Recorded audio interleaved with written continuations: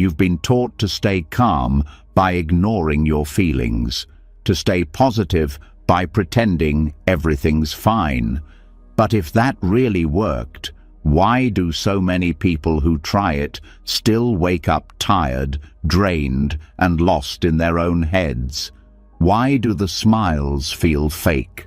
Why does the peace never last? The truth is, calmness isn't found in silence alone. It's found in awareness and real positivity. It's not about pretending bad things don't exist. It's about training the mind to see clearly, even in darkness. That's where Buddhism comes in. For thousands of years, Buddhist wisdom has shown people how to stay rooted when the world feels shaky. How to smile.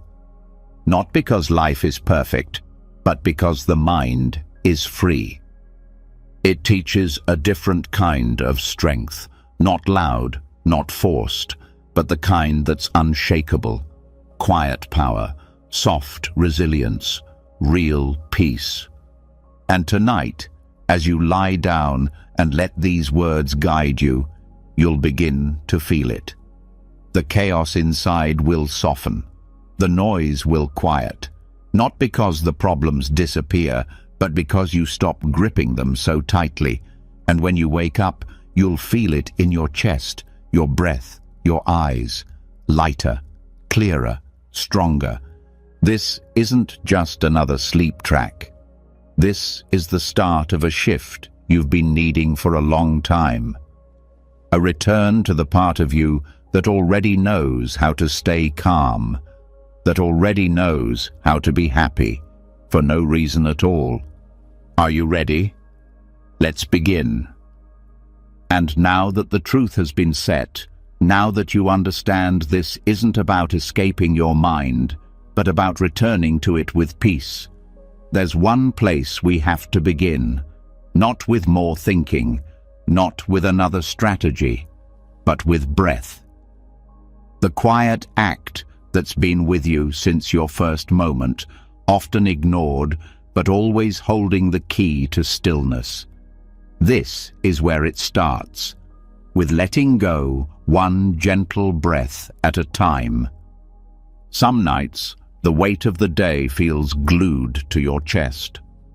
Not heavy in a way you can see, but in the tightness of your breath, the restlessness of your legs, the way your mind clings to every unfinished conversation, every missed deadline, every small moment where things didn't go as planned. This kind of tension doesn't just disappear by telling yourself to relax. It needs something softer, something deeper. And in Buddhism, that answer begins with awareness of breath, not just as a function of the body, but as a doorway to release. Letting go doesn't mean erasing the past or pretending the day didn't happen.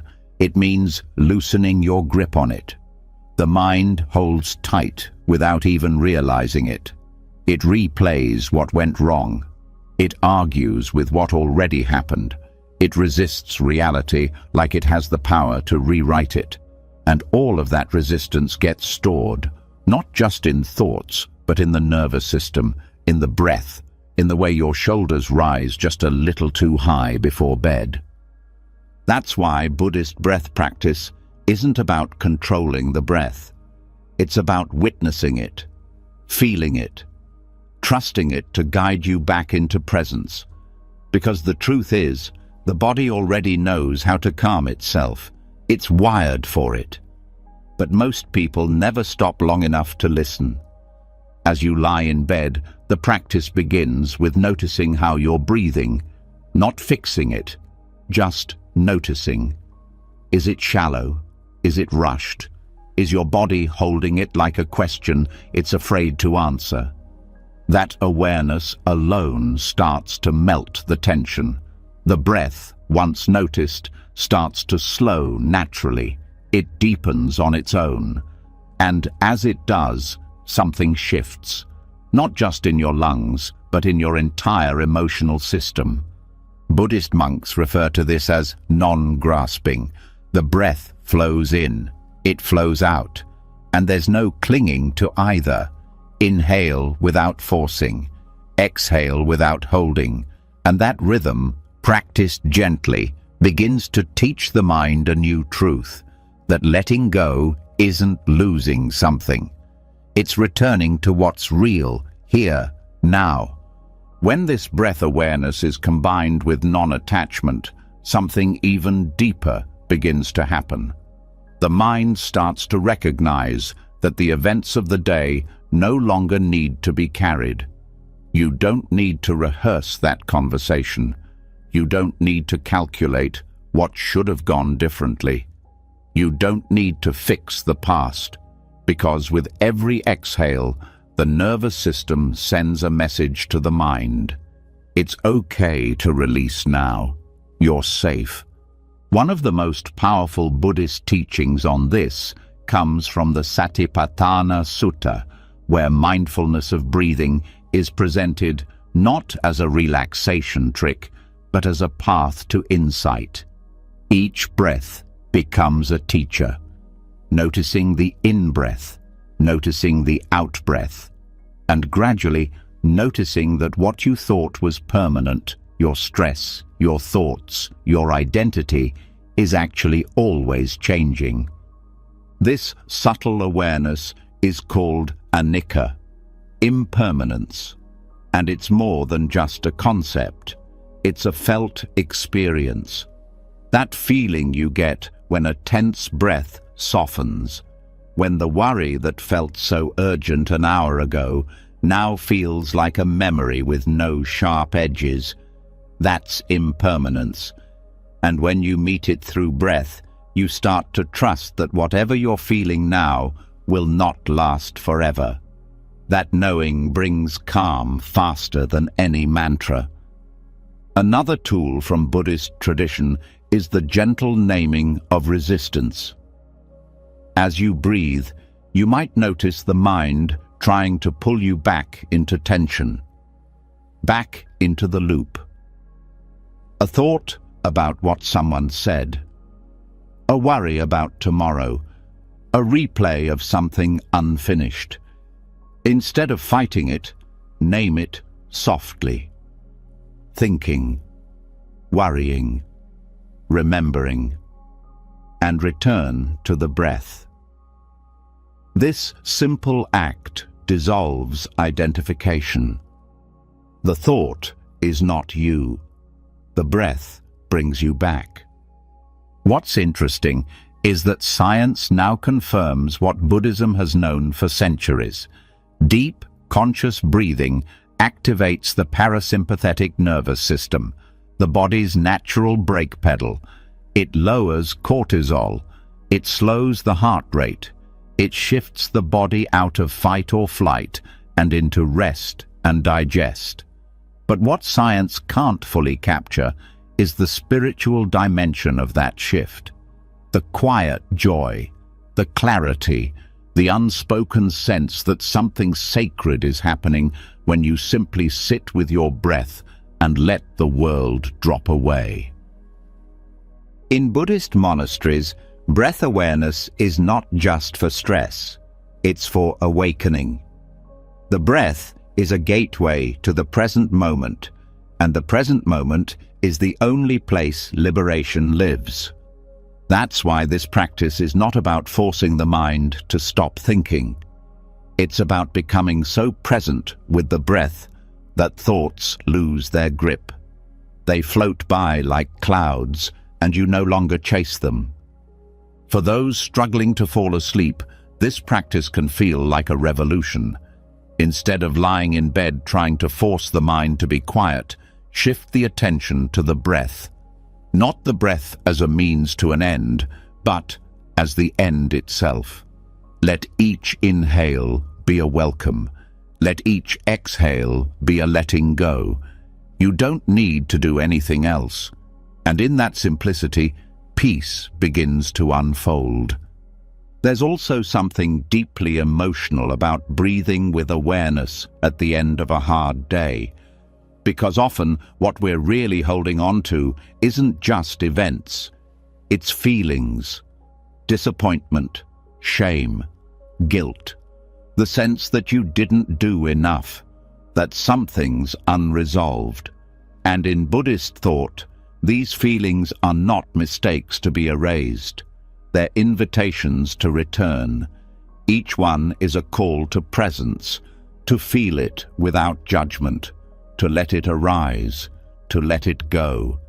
And here's where one of the most beautiful teachings comes in: non-resistance. It's not the same as giving up. It's not apathy.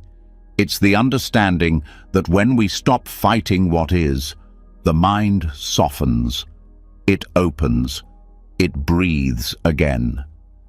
Non-resistance is like unclenching a fist that's been held tight all day. It's the deep sigh after hours of holding it all together.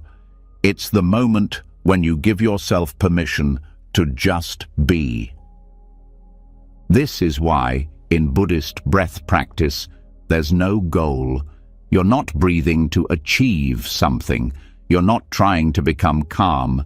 You're simply becoming aware. And that shift from effort to awareness is what transforms everything. Because the truth is, the calm was always there. It was just covered by noise. Think of the breath like water clearing away dust from a mirror. With each cycle, the reflection becomes clearer.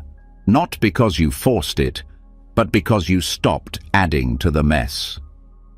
That's what letting go feels like. Not dramatic, not intense, just clean, clear, free. And here's something else most people don't realize.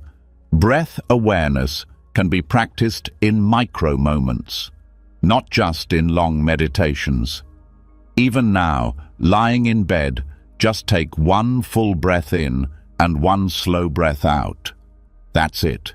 That's the practice. You've just returned, and you can do it again and again, until sleep comes not as a struggle, but as a natural continuation of the peace you've created. In Buddhist sleep rituals, monks often do a brief breath meditation before lying down, not to get somewhere, but to leave the day behind. To recognize that whatever happened today is done. It belongs to the past. The breath now is new, fresh, alive. And with that breath, the body surrenders its grip. The mind releases its hold, and rest becomes a friend again. So, if your chest feels tight, let it rise and fall slowly. If your mind feels full, let it float in breath. If the day feels unfinished, trust that nothing is ever truly finished. And that's okay, because right now, you're not here to solve. You're here to soften, to release the sharp edges, to return to the part of you that doesn't need anything to be different in order to feel peace. That part of you has always known how to breathe. Once the breath returns, once the weight of the day begins to lift, and your mind is no longer gripping everything it cannot change, something subtle begins to surface.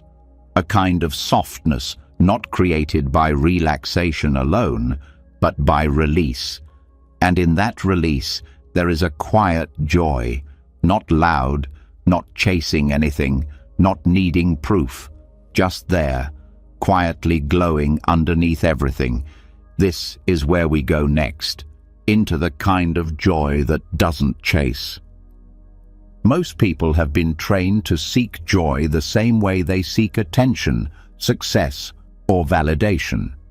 It's taught early: feel better by getting something, a new toy, a reward, a compliment.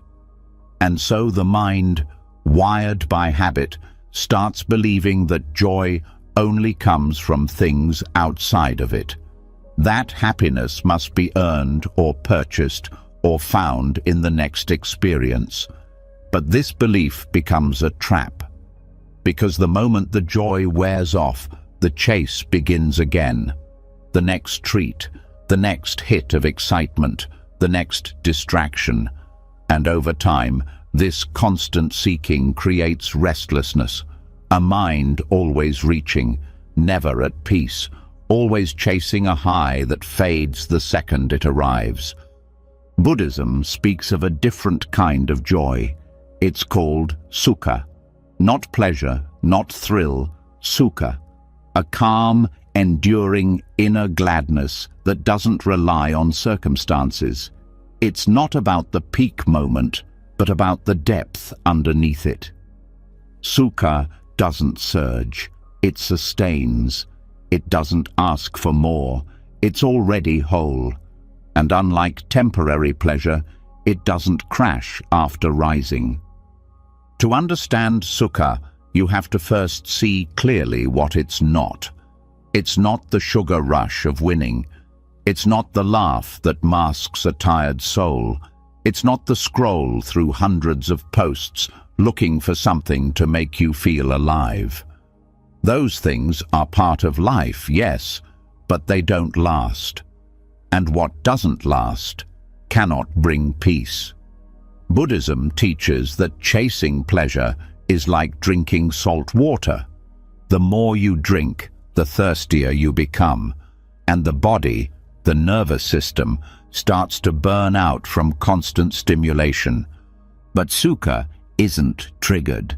It's uncovered, like a calm lake revealed after the surface stops being stirred. And one of the most powerful teachings in the Buddhist path is that sukha is already present.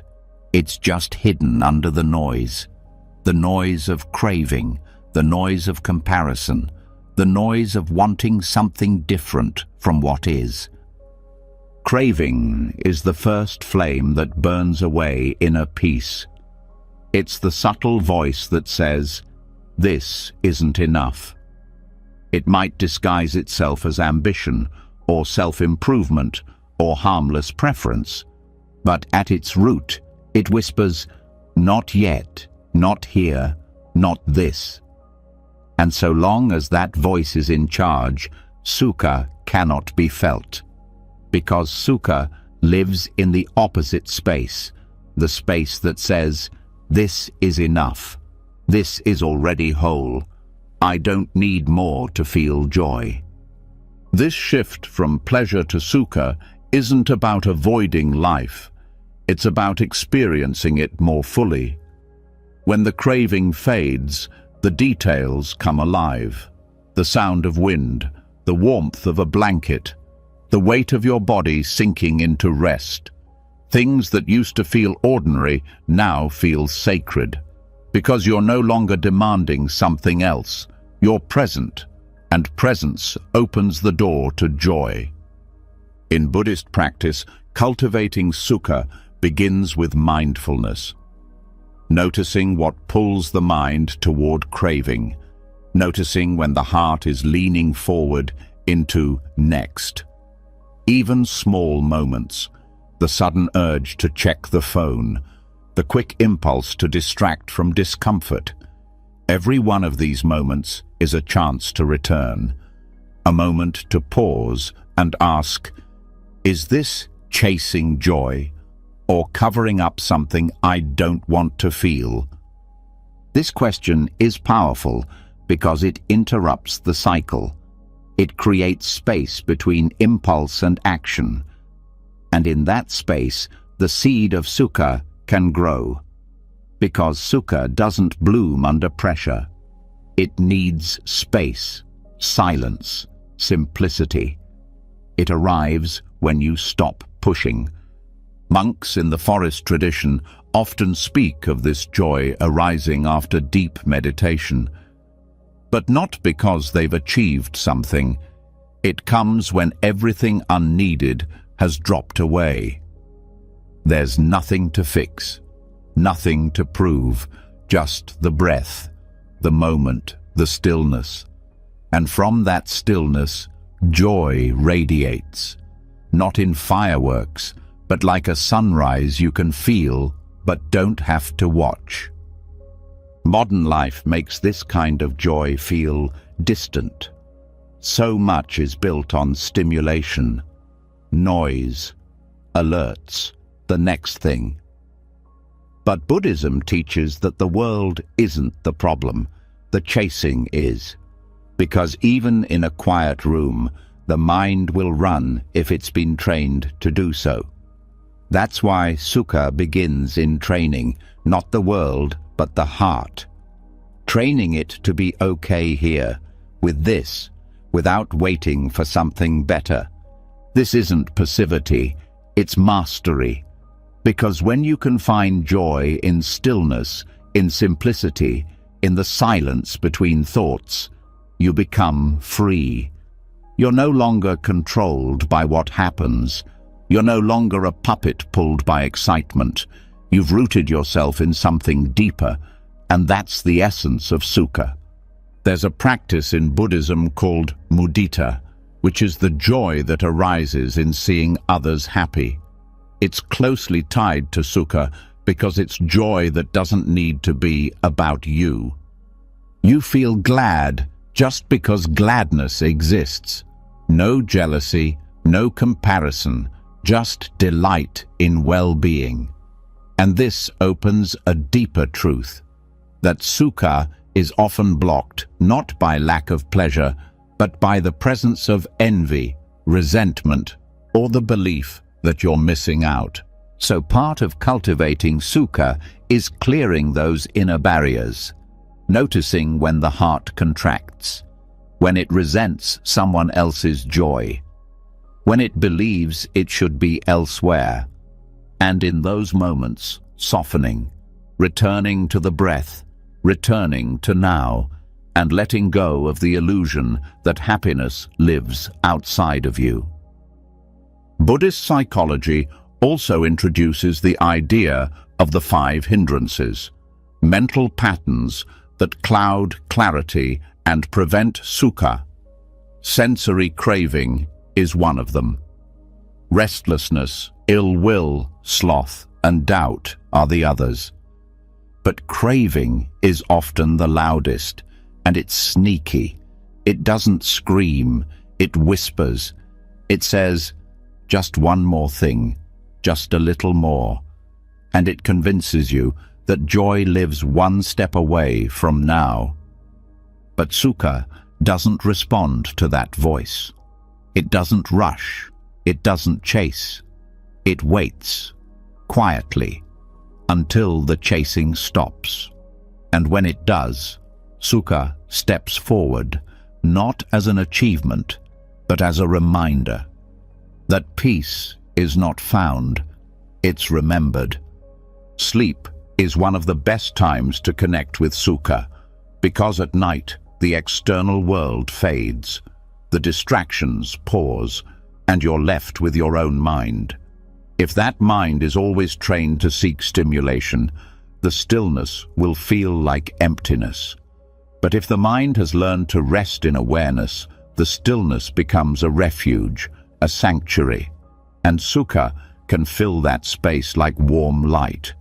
That's why Buddhist monks treat sleep as part of the path, not a break from practice, but a continuation of it, a time to rest the body while training the mind to stay rooted in joy that doesn't fade when the lights turn off. A joy that isn't shaken by dreams or fears or past regrets. Just the calm presence of awareness resting in itself. And here's the most empowering part. Anyone can access this. You don't need to be advanced in meditation. You don't need a perfect environment. You just need the willingness to stop chasing, to stop believing the lie that something else will finally make you happy, and to start noticing the joy that's already here beneath all the striving. Each night before sleep is a chance to do this, to ask yourself gently, what am I chasing? And What if this moment, right now, is enough? That simple reflection can shift your whole nervous system. It can teach the mind that contentment isn't boring, it's healing. And over time, the heart begins to recognize that suka isn't a retreat from life. It's the fullest experience of it. And when you wake up and the mind tries to run again toward tasks, toward goals, toward what's missing, you'll have a deeper place to return to. The quiet knowing that joy doesn't need to be hunted. It needs to be uncovered. And you already know the way. And once the heart begins to remember the kind of joy that doesn't chase, the kind that doesn't depend on outcomes or applause, a new kind of calm begins to rise. But to keep that calm steady, especially when life shifts or emotions surge, something deeper is needed. Not just inner joy, but balance, a grounded center that stays firm through the highs and the lows. This is where we turn to one of the most powerful teachings in all of Buddhism. Not about avoiding emotion and not about pretending to be okay. It's about equanimity, the middle path of mood. There's a quiet kind of strength that doesn't need to smile all the time. It doesn't need to be loud. It doesn't need to convince others it's fine. It's the kind of strength that knows how to stay with what's happening without clinging to the good or running from the bad. That's equanimity. And it's not just some spiritual ideal. It's the very foundation of emotional stability. The thing that holds you together when everything else tries to pull you apart. Most people have been taught to treat emotions like a roller coaster. When things go well, rise up, feel good, celebrate. When things go wrong, fall hard, collapse, worry, try to escape. But this constant up and down doesn't bring happiness. It brings exhaustion. Over time, the body starts to wear out from the emotional whiplash. The nervous system stops trusting peace because it's never consistent. And slowly, even the good moments become laced with anxiety because the mind knows they won't last. Buddhism offers a radical alternative. Not a numbness to life, not a denial of feelings, but a middle path. The ability to feel deeply without being swept away. The ability to stay present with both pleasure and pain without losing yourself in either. That's what equanimity trains. It doesn't erase emotion. It holds it with spaciousness. And in that spaciousness, something incredible happens. You stop needing every situation to go your way in order to feel peace. One of the biggest myths about positivity is that it means being upbeat all the time. That you have to see the silver lining, say something nice, find the lesson, or look on the bright side. But that kind of forced positivity can become toxic. It creates pressure to suppress what you feel. It teaches you to push down sadness, ignore anger, or feel guilty for being upset. And when you do that long enough, the emotions don't disappear. They fester. They start leaking out in other ways. Tension in the body, restless sleep, sudden anxiety for no reason. That's not peace. That's emotional avoidance. Equanimity is different. It says you can be present with discomfort without needing to fix it. You can let joy arise without gripping it. You can allow grief to visit without letting it destroy your inner home. It's a posture of openness, not reaction, a willingness to be with what is, without adding extra layers of judgment or demand. To cultivate this kind of stability, the first step is mindfulness. Noticing what your mood is doing in real time. When things go your way, does the mind start to grasp? Does it whisper, "I hope this lasts"? That grasping is subtle fear, and it's the beginning of imbalance. On the flip side, when something hard happens, does the mind tighten? Does it say, "This shouldn't be happening"? That resistance is where suffering grows. Equanimity steps into both situations and says, "This too, this belongs." Not because it's pleasant, not because you enjoy it, but because it's part of life. And the more you push against reality, the more pain you create.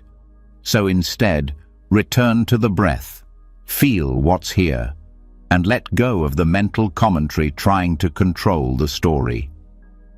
There's a phrase in Buddhism, the 8 worldly winds. They're pairs of opposites, gain and loss, praise and blame, pleasure and pain, fame and disrepute. The Buddha taught that these winds blow through every life, no matter how wise or strong you are. And if your peace depends on being blown in the direction you like, you'll never be steady. But if you can stay rooted while the winds blow, now that is real freedom. Think of a tree. When the wind picks up, the branches sway, but the roots hold firm. That's equanimity. You don't have to stop feeling, but your inner roots keep you from being uprooted. You respond with care, but not panic. You feel emotions fully, but you're not owned by them. Another part of this practice is understanding impermanence. Every emotion has a beginning, a middle, and an end. But when you fight a feeling, it sticks around longer. When you try to make a good feeling stay forever, it slips through your fingers. Equanimity reminds you, all of it is passing.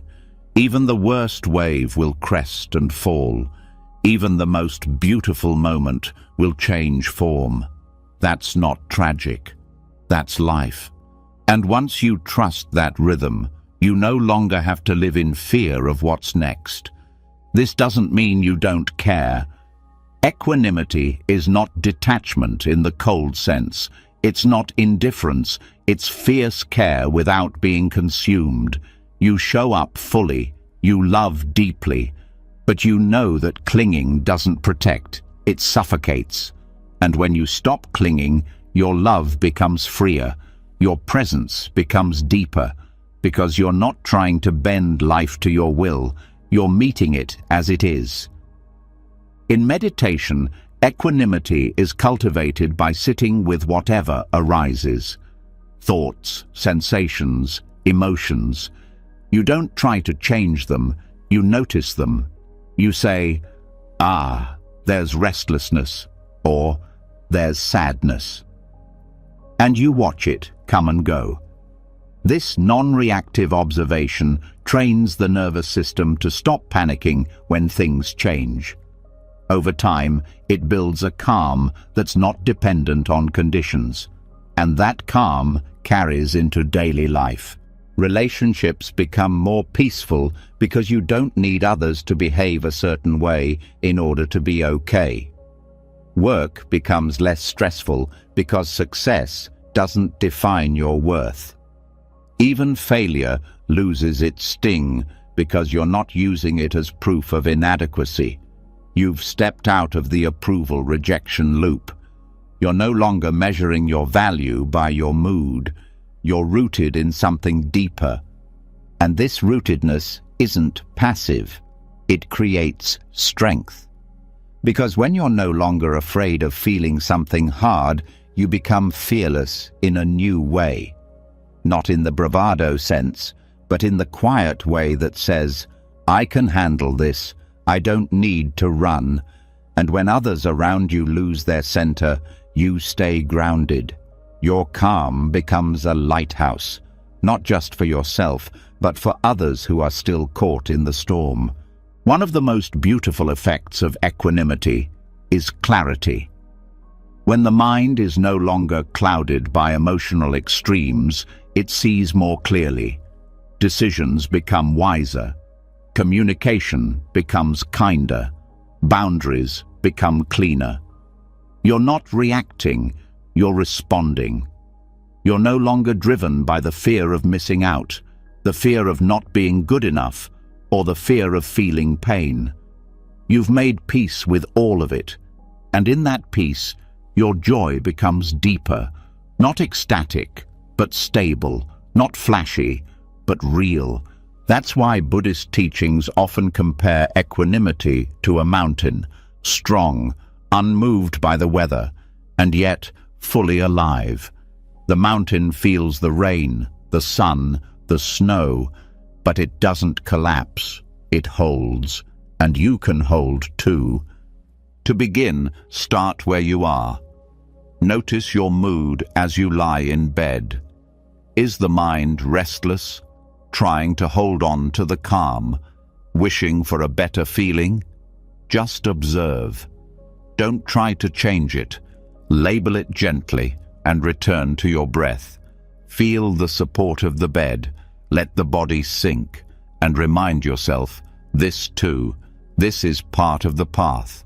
And when you wake up tomorrow, life might offer you something pleasant or something difficult. But with equanimity, you no longer need to fear either one, because you're learning to hold it all with grace. And in that grace, there is power. The power to stay steady, the power to stay true, the power to live without the fear of losing your peace.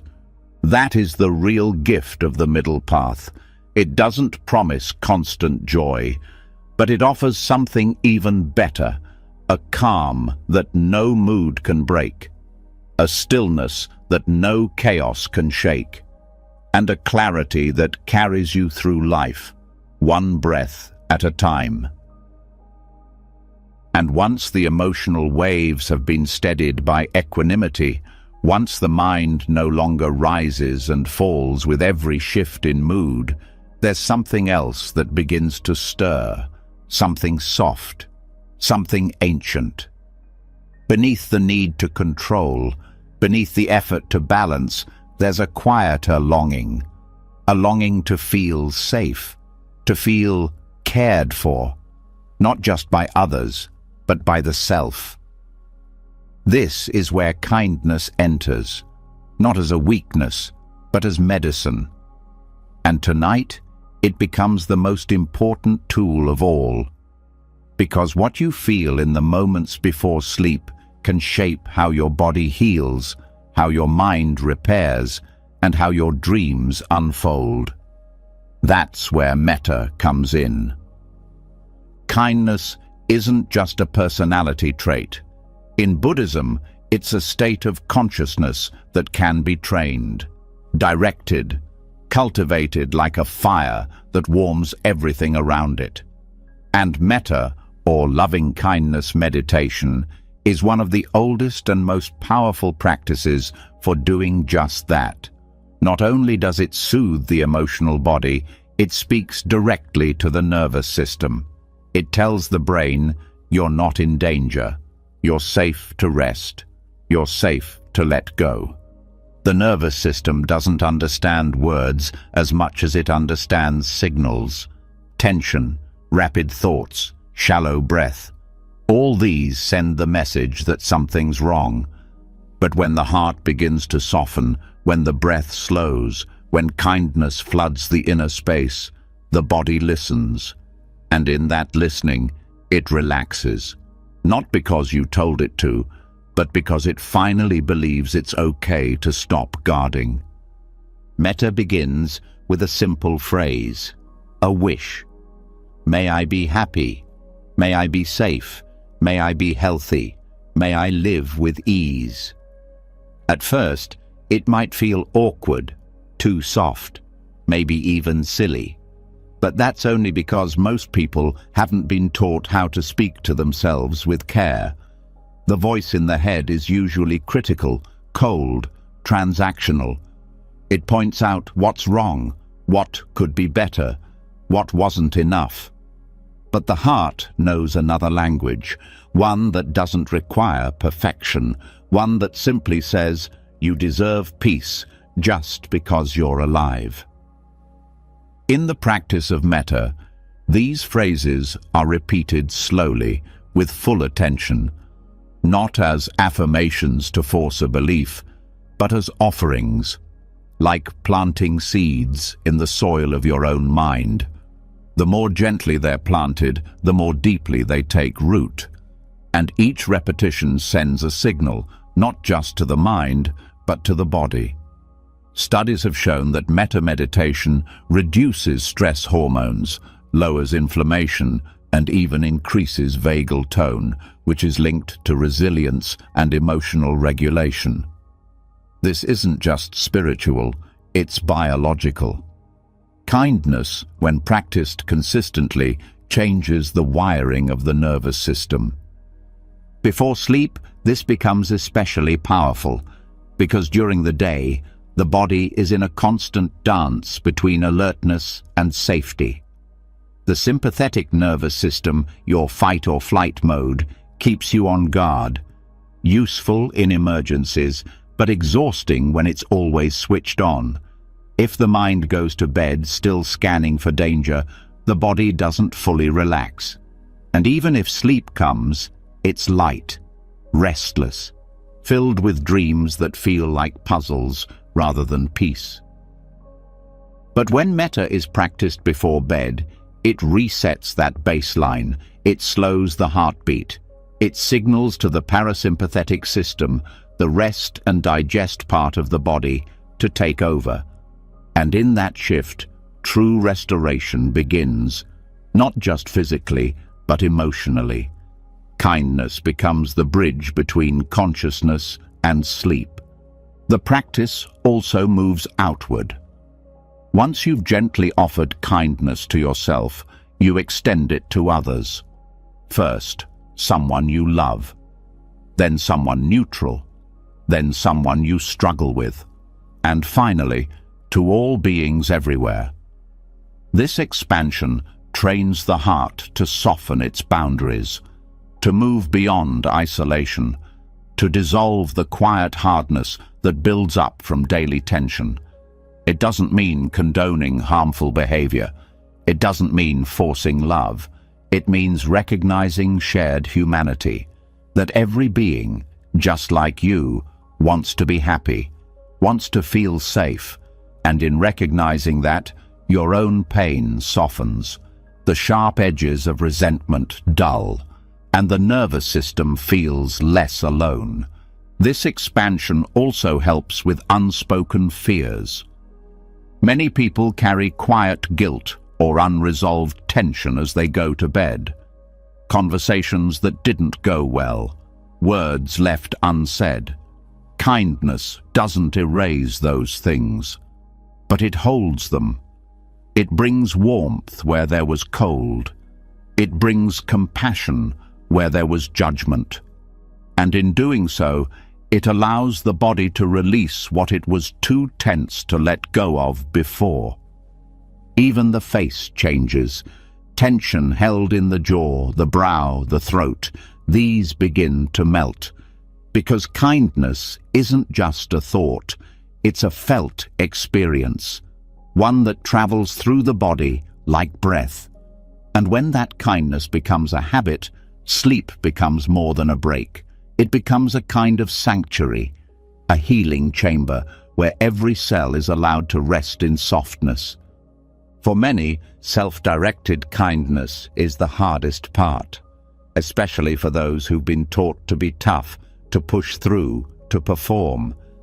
But in Buddhist practice, metta is not a luxury, it's a necessity. The Buddha himself taught it as a protection, a way to shield the heart, not with walls, but with warmth. Because the mind that rests in kindness is far less likely to spiral into anxiety, regret, or self-judgment. It's anchored, steady, and open. In modern psychology, metta is now being explored as a tool for trauma recovery, because trauma often teaches the body to shut down, to dissociate, to fear even rest. But when metta is introduced slowly, with care, it begins to reteach the body what safety feels like.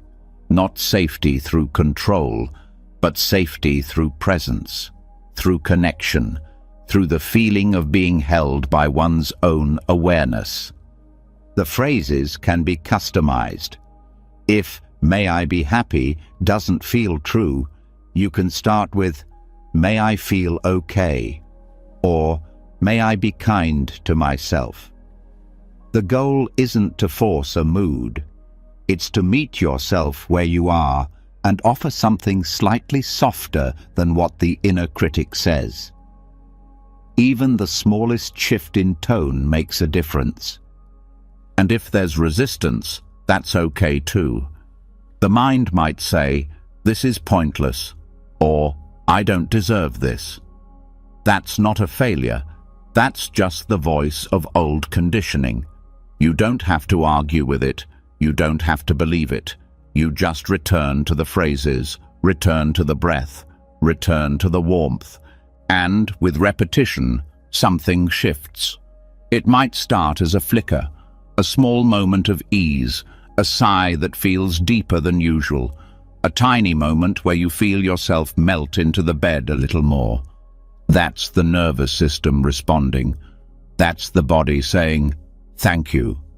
Not in words, but in calm. What's beautiful about metta is that it doesn't require belief. You don't need to feel deeply spiritual. You don't need to have a perfect mindset. You just need the willingness to offer care, to yourself, to others, to the world. And that willingness becomes the seed of transformation. With time, the habit grows. You might find yourself becoming less reactive during the day, less judgmental, more patient. Not because you tried to be, but because you trained the nervous system to stay soft under pressure. And that softness becomes strength, a strength that doesn't collapse, a strength that doesn't shut down, but holds. As sleep comes, the kindness continues. The body, no longer guarded, releases its tension. The mind, no longer driven, rests in warmth. And the dreams that follow are different. Not chaotic, not anxious, but filled with the tone you set just before sleep. That tone becomes your inner atmosphere, and over time, it shapes not just your nights, but your days. Because the nervous system remembers. It remembers how you speak to yourself. It remembers how you settle into rest. And when kindness becomes your baseline, your world begins to change. Not because the world changes, but because you do. So, as you close your eyes, may you feel safe. May you feel held. May the breath carry you into sleep like a gentle wave.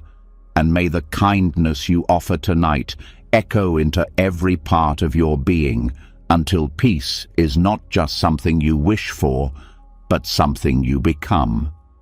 And once the body begins to trust safety again, once kindness flows through the nervous system like a balm softening the edges of tension, the mind starts to settle too. But that stillness can be fragile, especially when the day's sharp moments come back at night. The awkward things said, the reactions that felt too fast, the regrets that linger like echoes. This is where the practice of pause becomes everything. Because while kindness soothes, delay protects. And tonight, we explore the dharma of delay, the sacred space between impulse and action.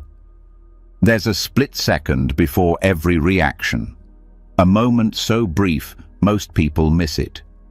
And in that gap lies the difference between peace and pain, between regret and wisdom. Buddhism teaches that this gap is not empty, it is sacred, it is powerful, and if learned, It becomes a doorway to freedom from patterns that once felt impossible to change. Reactivity is one of the deepest habits in the mind. It's not just about losing your temper or saying something harsh. Reactivity is the automatic loop. When something triggers a memory, a fear, a discomfort, and the body jumps without pausing. It replies too fast. It shuts down. It grabs the phone. It numbs out. And then, later, regret shows up. Not because the situation was wrong, but because the mind wasn't present enough to choose differently. This happens because the nervous system is wired to protect. When it senses threat, it acts quickly. That can be useful in danger, but most of the time, it's not tigers we're running from, it's emotions. And when the body can't tell the difference, it reacts before the heart has a chance to speak. This is where Buddhist practice changes everything, because it teaches the art of the pause, the breath before the word, the stillness before the action, the space where wisdom has time to rise. This isn't about freezing or suppressing emotion. It's about becoming aware, noticing the tightness before it erupts, feeling the discomfort without acting on it, seeing the thought before believing it. That's the dharma of delay, not a delay out of fear, but a delay out of clarity. This pause can feel small, but it's not. It's a revolution. Because when you pause, you reclaim choice. The old habit doesn't win. The past script doesn't run the show. Something new becomes possible. And that moment, where you feel the heat rising but choose breath instead of reaction, that's where real change begins.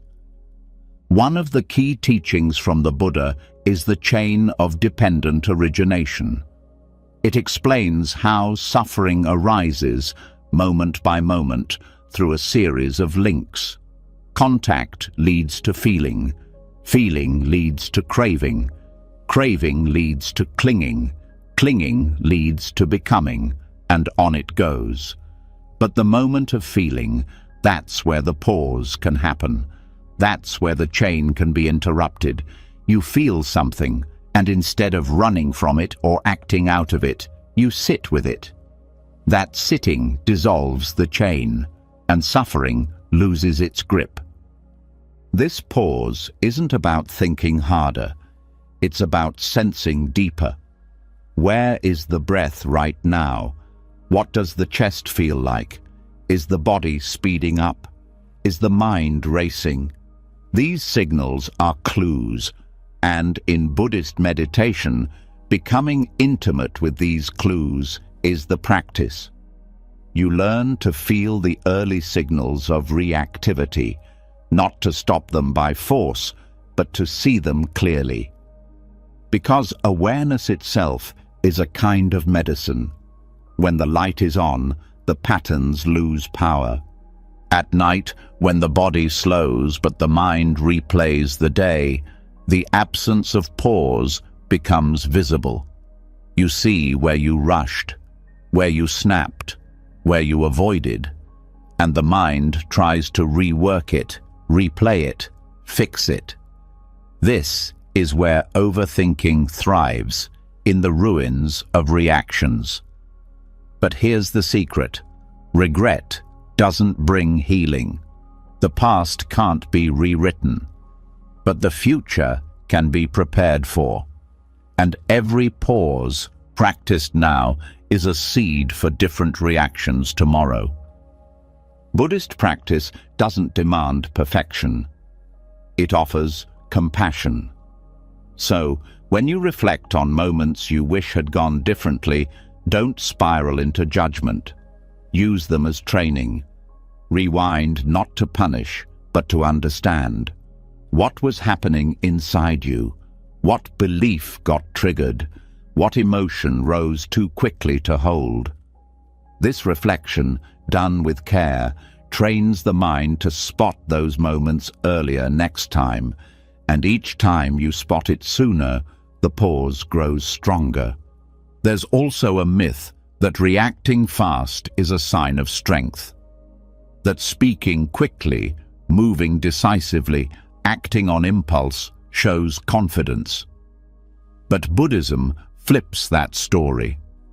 True strength is in restraint, not in holding back out of fear, but in holding steady out of wisdom, in knowing that a word delayed can prevent a wound, that silence, when chosen, can speak volumes, that not every impulse deserves your energy. This kind of strength doesn't shout, it doesn't explain itself, it just waits, and in that waiting, it finds clarity. The training begins small. Notice when someone says something slightly annoying. Feel the heat rise. Don't act. Breathe instead. Let it pass. Maybe speak later. Maybe not at all. Notice when an urge to escape appears. Check your phone. Distract yourself. Criticize someone silently. Pause. Don't judge. Just feel the pull.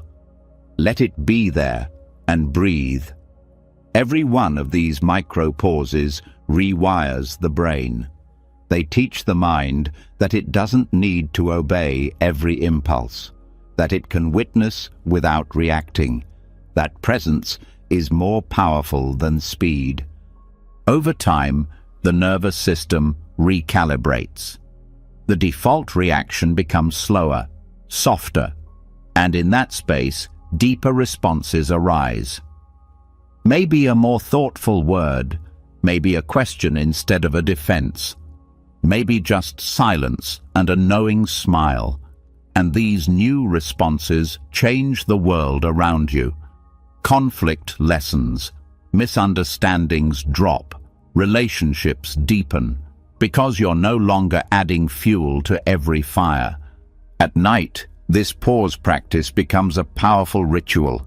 When thoughts rush in, when the mind replays moments, catch the pattern. Pause. Breathe. Say to yourself, that moment is gone. I can rest now. And return to the body.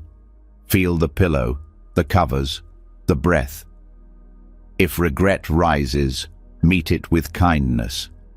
If anxiety stirs, meet it with space. Don't solve, just feel. This is where the nervous system learns to rest. Buddhist monks often speak of the pause as the place where insight lives, because it's only in stillness that truth can rise. And the more you pause, the more you see, not just what happened, but why. And this seeing isn't harsh. It's liberating, because it shows you that you're not stuck, that the loop can be broken, that the script can be rewritten one breath at a time. And what's most beautiful about this practice is that it doesn't require perfect silence or ideal conditions. You don't need to be in a temple. You don't need hours of free time. You just need presence. And presence is always available, even in the middle of the night, even in the middle of a thought, even in the middle of your next breath. So, as you lie here now, feel that space. Between the inhale and the exhale. That's your window. That's your power. And tomorrow, when something stirs you, when the world asks you to rush, remember this space. Return to it. Let it hold you long enough to choose something wiser. This is the dharma of delay, a simple, sacred pause, and from it, everything can change. And once the habit of pause begins to take root, once you learn to interrupt the cycle and breathe between impulse and action, a deeper question begins to surface. What exactly is being clung to? Why does the mind hold so tightly to control, to outcome, to approval, to stories that hurt. The ability to pause opens the door to something even more transformative, learning to loosen the grip completely, not to give up, but to let go in a way that brings peace without disconnecting from life. This is where the practice of non-clinging begins, and it changes everything.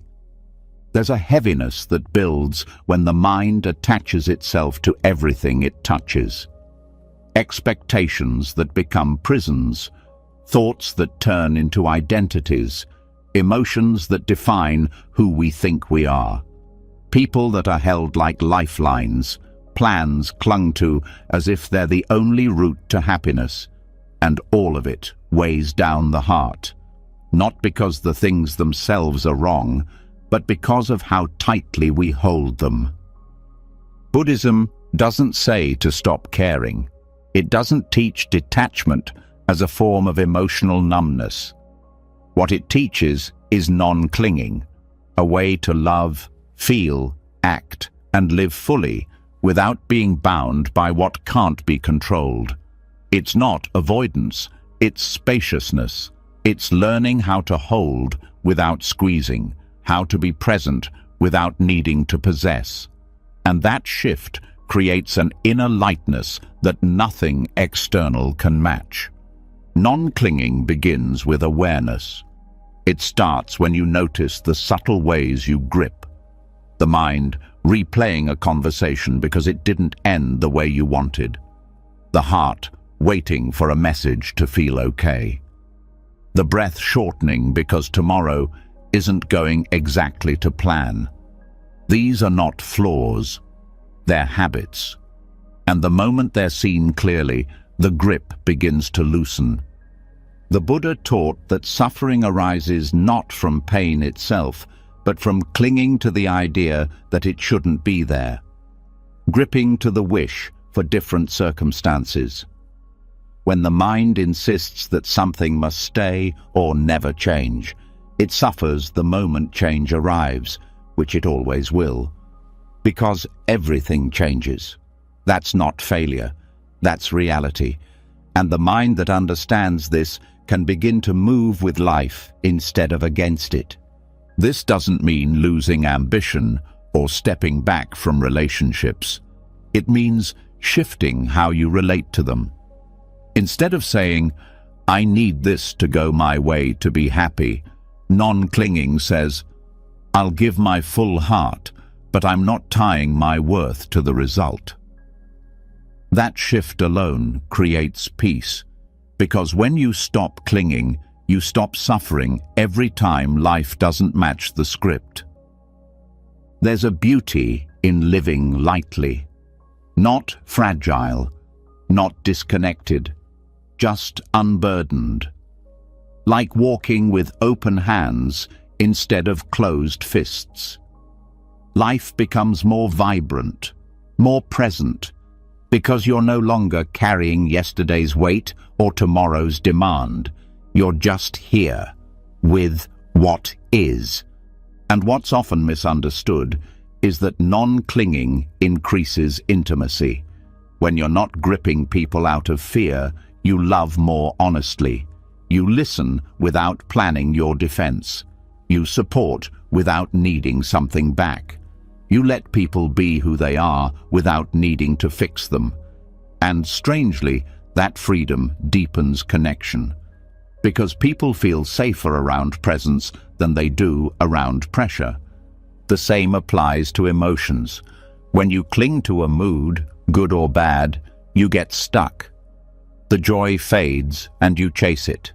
The sadness lingers and you identify with it.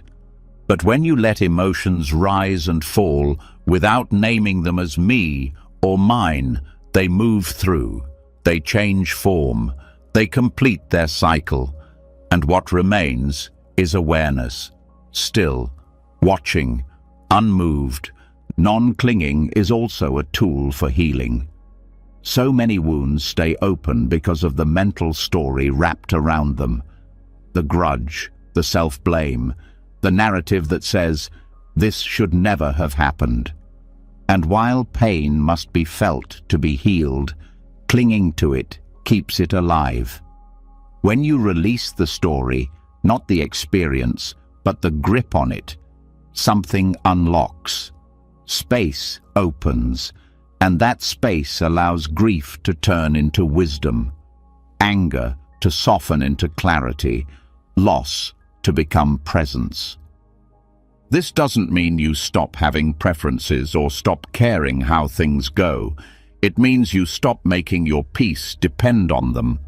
You can still plan, work hard, love deeply, but you learn to release the outcome, to let things unfold. And that trust, not blind faith, but trust in impermanence, becomes a form of quiet power. In meditation, non-clinging is practiced by watching the breath or thoughts without grabbing onto them. When a thought arises, you don't push it away, but you don't follow it either. You watch it arise, stay, fade. The same with sensations, the same with emotions. Over time, this trains the nervous system to stop reacting to every flicker in the mind, and that inner steadiness spills into daily life. It shows up in traffic when someone cuts you off, and instead of reacting, you let it go. It shows up when plans change, and instead of panicking, you adjust. It shows up in relationships when a friend disappoints you, and instead of spiraling, you stay open. That lightness doesn't mean indifference. It means you're not carrying every moment like a weight. You're flowing with life instead of trying to drag it into shape. There's also freedom in letting go of roles. The idea that you have to be seen a certain way, that you must always be productive, impressive, helpful. Clinging to identity is one of the heaviest forms of suffering. But when you realize that you're not your job, your title, your past mistakes, or future hopes, when you let go of the need to be anyone at all, what's left is simple presence. And presence is where peace lives. Non-clinging can also transform how you handle uncertainty. When the future is unknown, the mind often clings harder. It creates scenarios. It imagines outcomes. It prepares for what might not happen.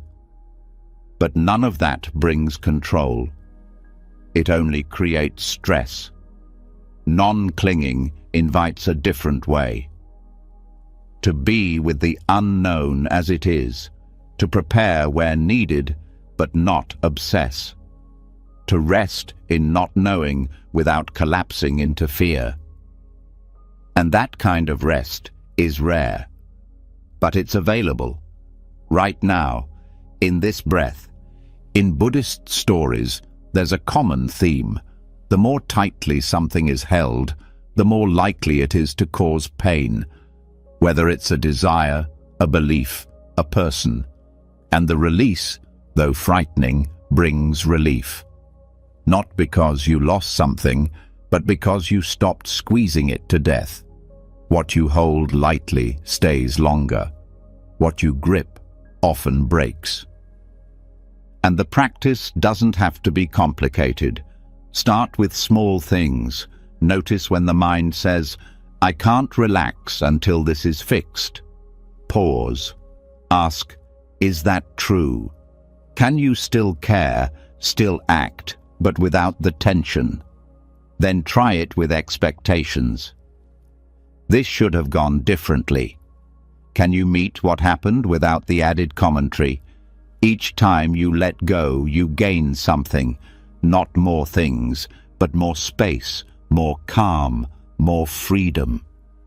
At night, as you prepare for sleep, this practice becomes even more powerful, because the mind often brings all its clinging with it, unfinished plans, unresolved emotions, unmet desires, and the body feels that weight.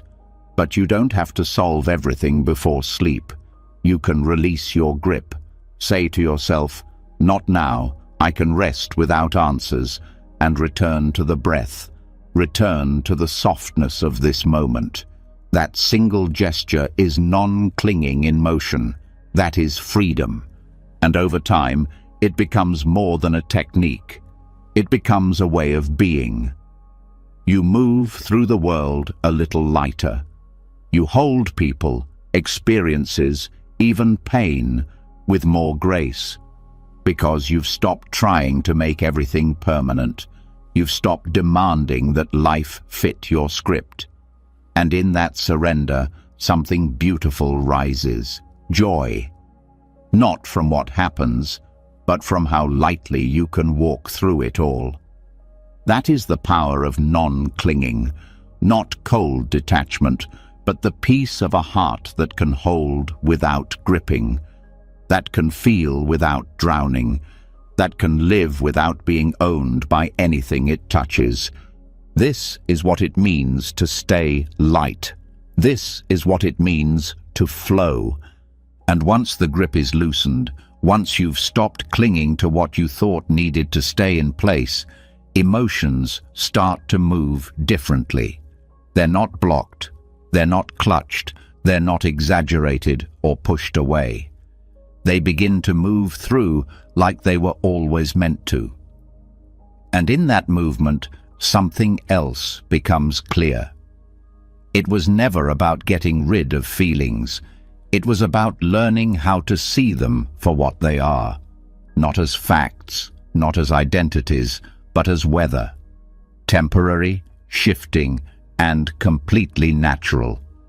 This next practice teaches the mind how to see emotions not as who you are, but as passing experiences in a much bigger sky.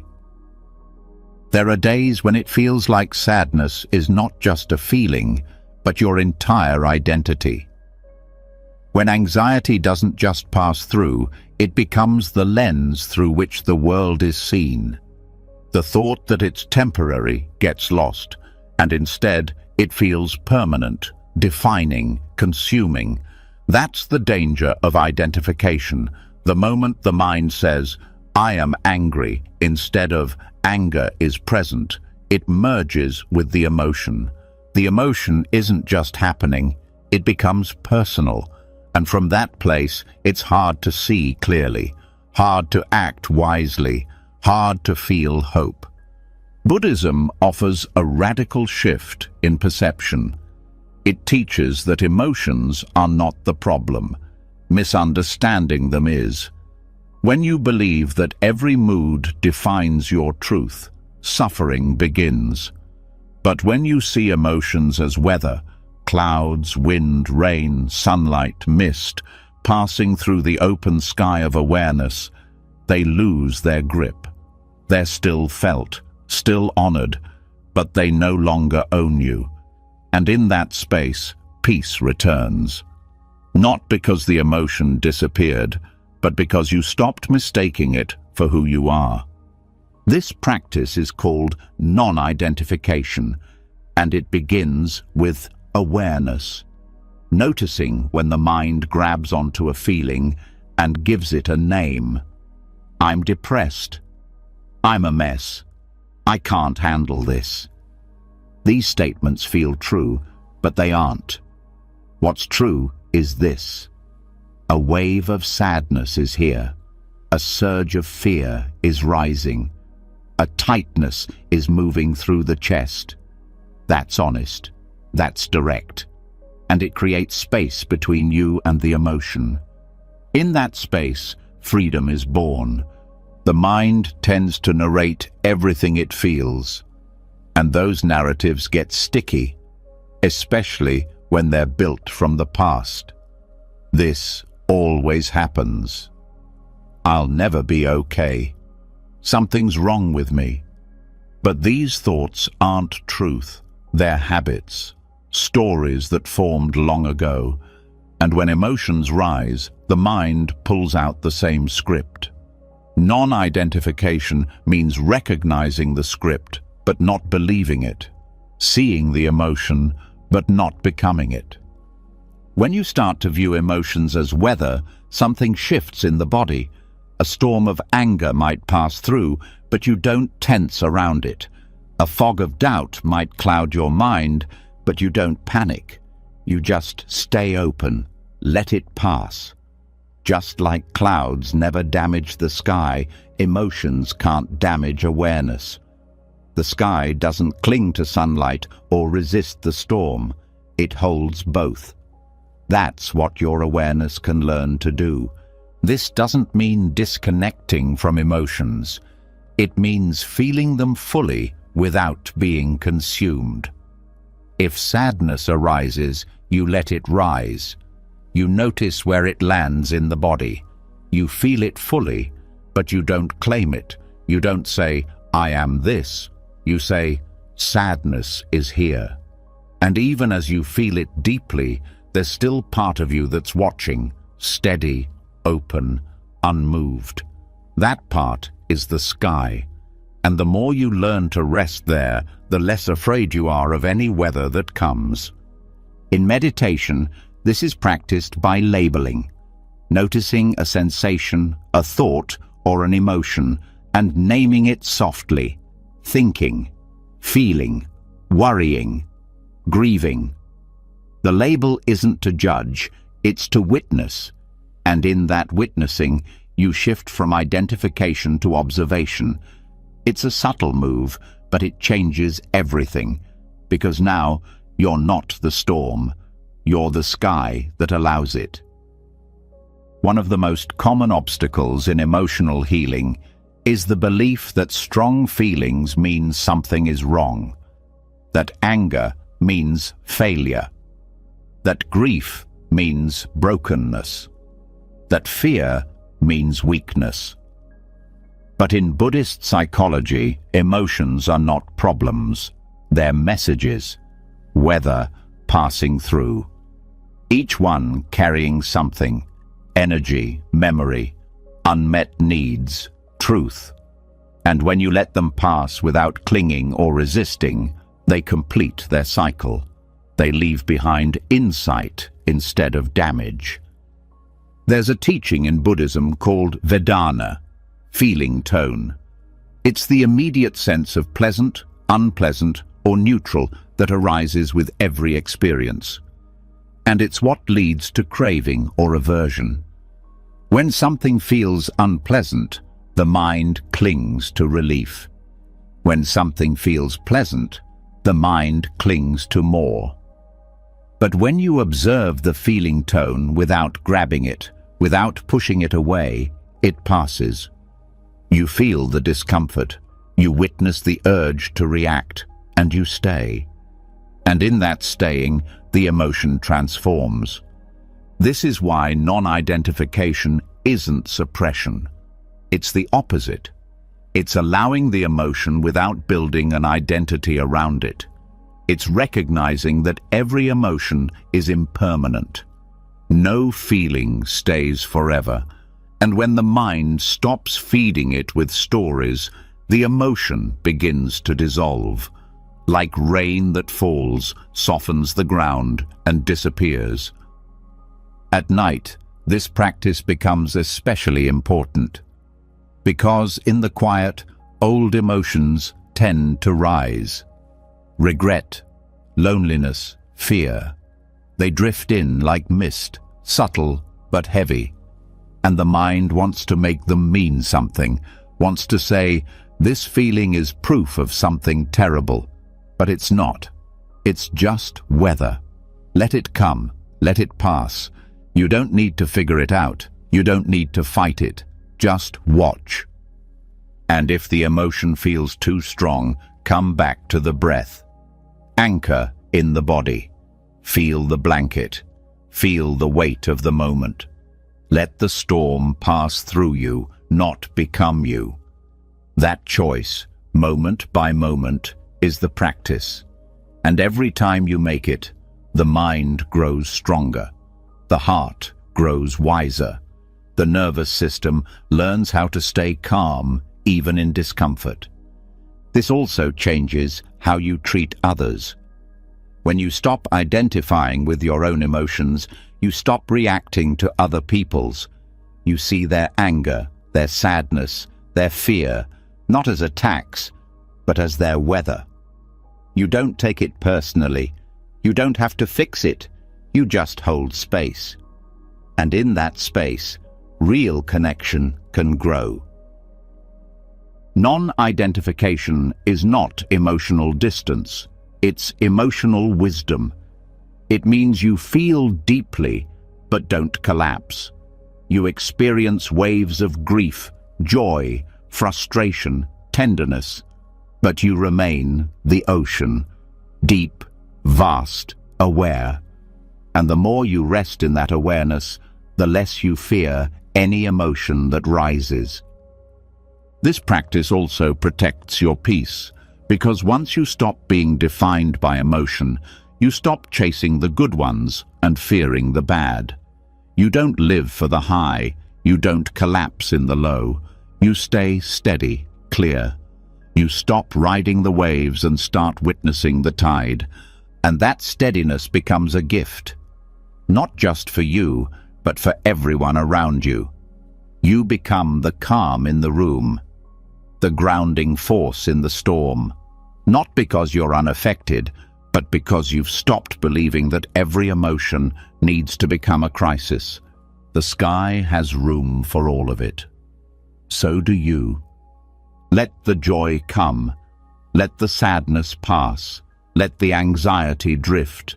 Let the warmth settle. All of it belongs. None of it defines you. You're not the weather. You're the sky. And once you've learned to see emotions as passing weather, once you stop fusing your identity with every thought or feeling that rises, the next layer begins to reveal itself. It's not just the emotion that causes exhaustion. It's the thinking about the emotion, the overthinking, the constant inner noise that tries to make sense of what doesn't need to be solved. And it's here, when the mind won't stop spinning stories, that one simple practice can offer powerful relief. A visualization so gentle, yet so effective, it's like handing your thoughts a seat and watching them calm down just by being seen. This is where we explore the empty chair. There's a reason overthinking doesn't feel like thinking. It feels like drowning. The thoughts don't arrive one by one. They stack, they swirl, they loop. One worry leads to another, then to a memory, then to a possibility, and suddenly you're in a storm made entirely of your own mind. And the strangest part is that none of it feels optional. It feels automatic, as if you're being thought rather than doing the thinking. Buddhism teaches that freedom from this cycle doesn't come from stopping thought, but from stepping back, from watching it without becoming it. And one of the simplest tools for doing that is visualization, not just visualizing something peaceful, but visualizing your thoughts themselves, giving them form, giving them shape, and most importantly, giving them distance. The empty chair technique begins with one image, a single chair placed across from you in your mind's eye. Nothing on it, just open, just waiting. And into that chair, you begin to place your thoughts, not all at once, not as a flood, but one at a time.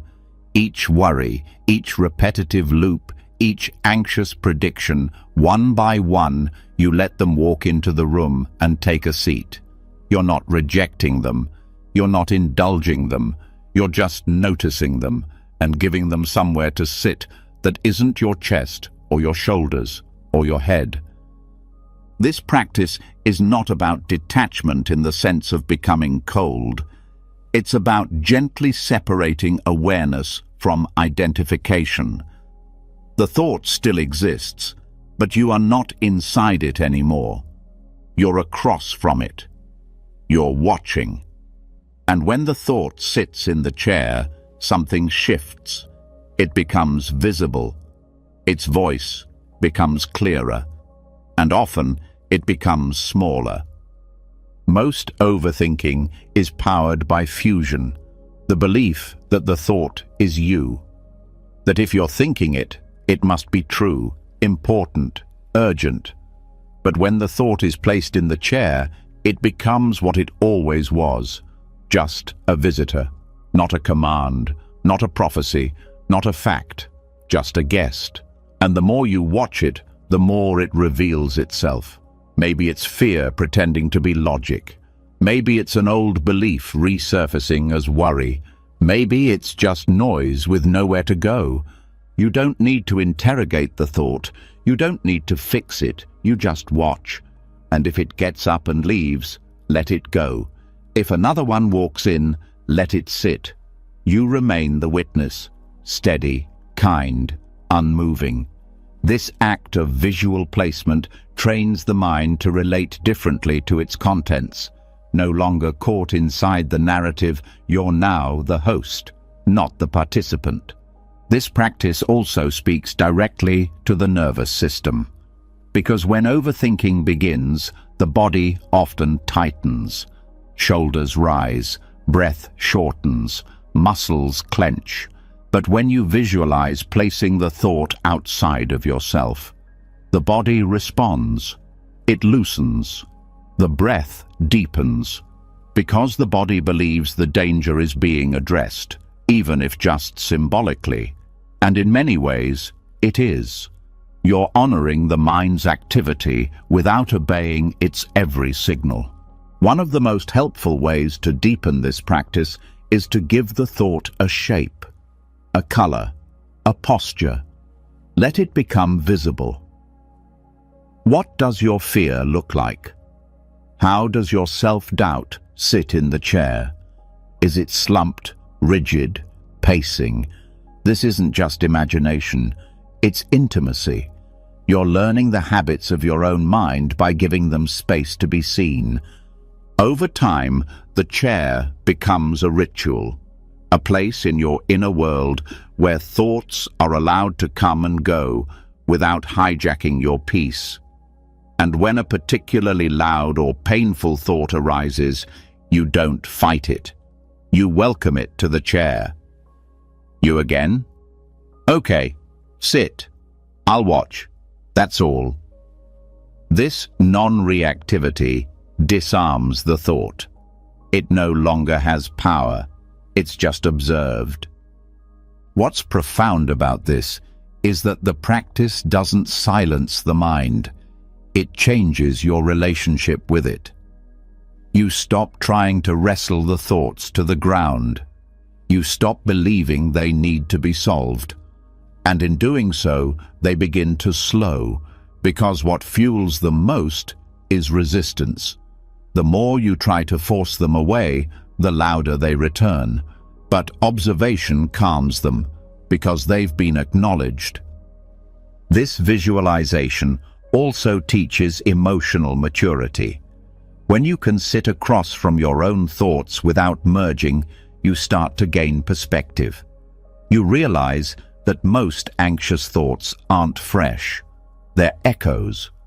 Old fears wearing new clothes, old patterns replaying familiar lines. And from this distance, you stop reacting from habit. You respond from clarity. At night, this practice becomes especially helpful. Because overthinking doesn't just delay sleep, it hijacks the space meant for recovery. The mind starts listing, reviewing, regretting, forecasting, and without a technique to anchor you, the hours pass in tension. But when you return to the chair, something softens. You give the thought its seat, and you return to your breath. You give the next one its seat, and you return again. The body recognizes that nothing urgent is required, and sleep becomes possible again. There's also beauty in watching how some thoughts try to resist the chair. They don't want to be observed. They want to blend with your voice. But when you notice that trick, You smile gently and say, "No, I see you." You sit there. And in that moment, you're no longer the thought. You're the one seeing it. That seeing is liberation. This practice also helps with compassion, because the more you witness your thoughts without judgment, the more you extend that same compassion to others. You realize that everyone is walking around with chairs full of visitors, some loud, some afraid, some deeply tired. And instead of reacting to people's behavior, you begin to see the thoughts behind it, the weight they're carrying, the loops they're caught in, and your heart softens. In Buddhist teachings, this visualization connects to the deeper principle of mindfulness with detachment. You can see without owning. You can care without clinging. You can feel without being swallowed. And that balance creates space for rest, for reflection, for wisdom to arise. The empty chair is not just a trick. It's a training, a way of saying to the mind, "I hear you, but I'm not defined by you. I see you, but I don't need to obey." And the more often you practice, the stronger that muscle becomes. Eventually, even outside of meditation, the visualization shows up. In a conversation, in a moment of panic, in a flood of doubt. And you place the thought in the chair without even closing your eyes. You feel the space return. You feel the breath deepen, and your presence reclaims the moment. You don't need to empty the mind. Just give its contents a place to sit. You don't need to escape your thoughts. Just stop letting them follow you around. Let them have their chair, and let yourself rest. And after watching the thoughts take their seats, after separating from the loops that once pulled you in without mercy, there's finally room to feel what's been waiting underneath all along. The silence that doesn't feel empty. The breath that doesn't feel forced. The peace that doesn't need a reason. In that stillness, something begins to rise. Quiet, gentle, yet deeply powerful. It's not loud like excitement. It's not dazzling like pleasure. It's subtle, and it changes everything. This is where we turn to the dharma of delight, the art of discovering sacred joy in the smallest, simplest things. Most people wait for joy like it's an event, like it needs a special occasion, a certain level of success, or someone else's permission. But Buddhism flips that idea. It teaches that joy isn't rare, it's not hidden, it's just overlooked, covered by speed, missed in the rush, forgotten behind the belief that only big things deserve celebration. But the truth is, most of life is made of small things. And if joy is only allowed to live in the spectacular, most of life gets labeled as ordinary, unworthy, background noise. That's where mindfulness opens the door. Because mindfulness doesn't just create awareness, it amplifies beauty. It shows you what's been there all along. The Dharma of delight is a way of seeing, not changing what you do, but how you see what you're doing. It's walking to the kitchen and feeling the warmth of the floor under your feet. It's brushing your teeth and really tasting the mint. It's sipping water and noticing how it meets your thirst. These things sound small, but small is the doorway, not because they're dramatic, but because they're real. And the more the mind learns to rest in them, the more it learns that joy doesn't need to be earned, it just needs to be noticed. The Buddha taught that joy, piti, and happiness, suka, are natural outcomes of a mind at ease. They're not goals, they're signs. When the mind is not agitated, not reaching, not pushing, these qualities begin to appear, not in fireworks, but in the sparkle of the ordinary. That sparkle is what this practice trains you to see. This doesn't mean pretending everything is fine or forcing a smile through discomfort. It means training the eyes of awareness to catch the moments the untrained mind misses. It means learning how to stop for 5 seconds and really feel the wind on your skin, the rhythm of your steps, the texture of the sunlight on your hands. These details aren't trivial. They're the fabric of your life. And each one, when met with mindfulness, becomes a seed of joy. Most people have joy habits that rely on achievement. Finish something, buy something, earn something, then maybe feel good. But these habits are built on delay. They teach the nervous system that joy is a reward, something that comes after. But the dharma of delight removes the delay. It says, joy is available now, in this breath, in this second, in this very place you're already standing. This kind of joy has nothing to do with excitement. It's not dopamine-based. It's not about stimulation. It's about resonance, a subtle alignment between the heart and the moment, where the mind isn't leaning forward or falling backward.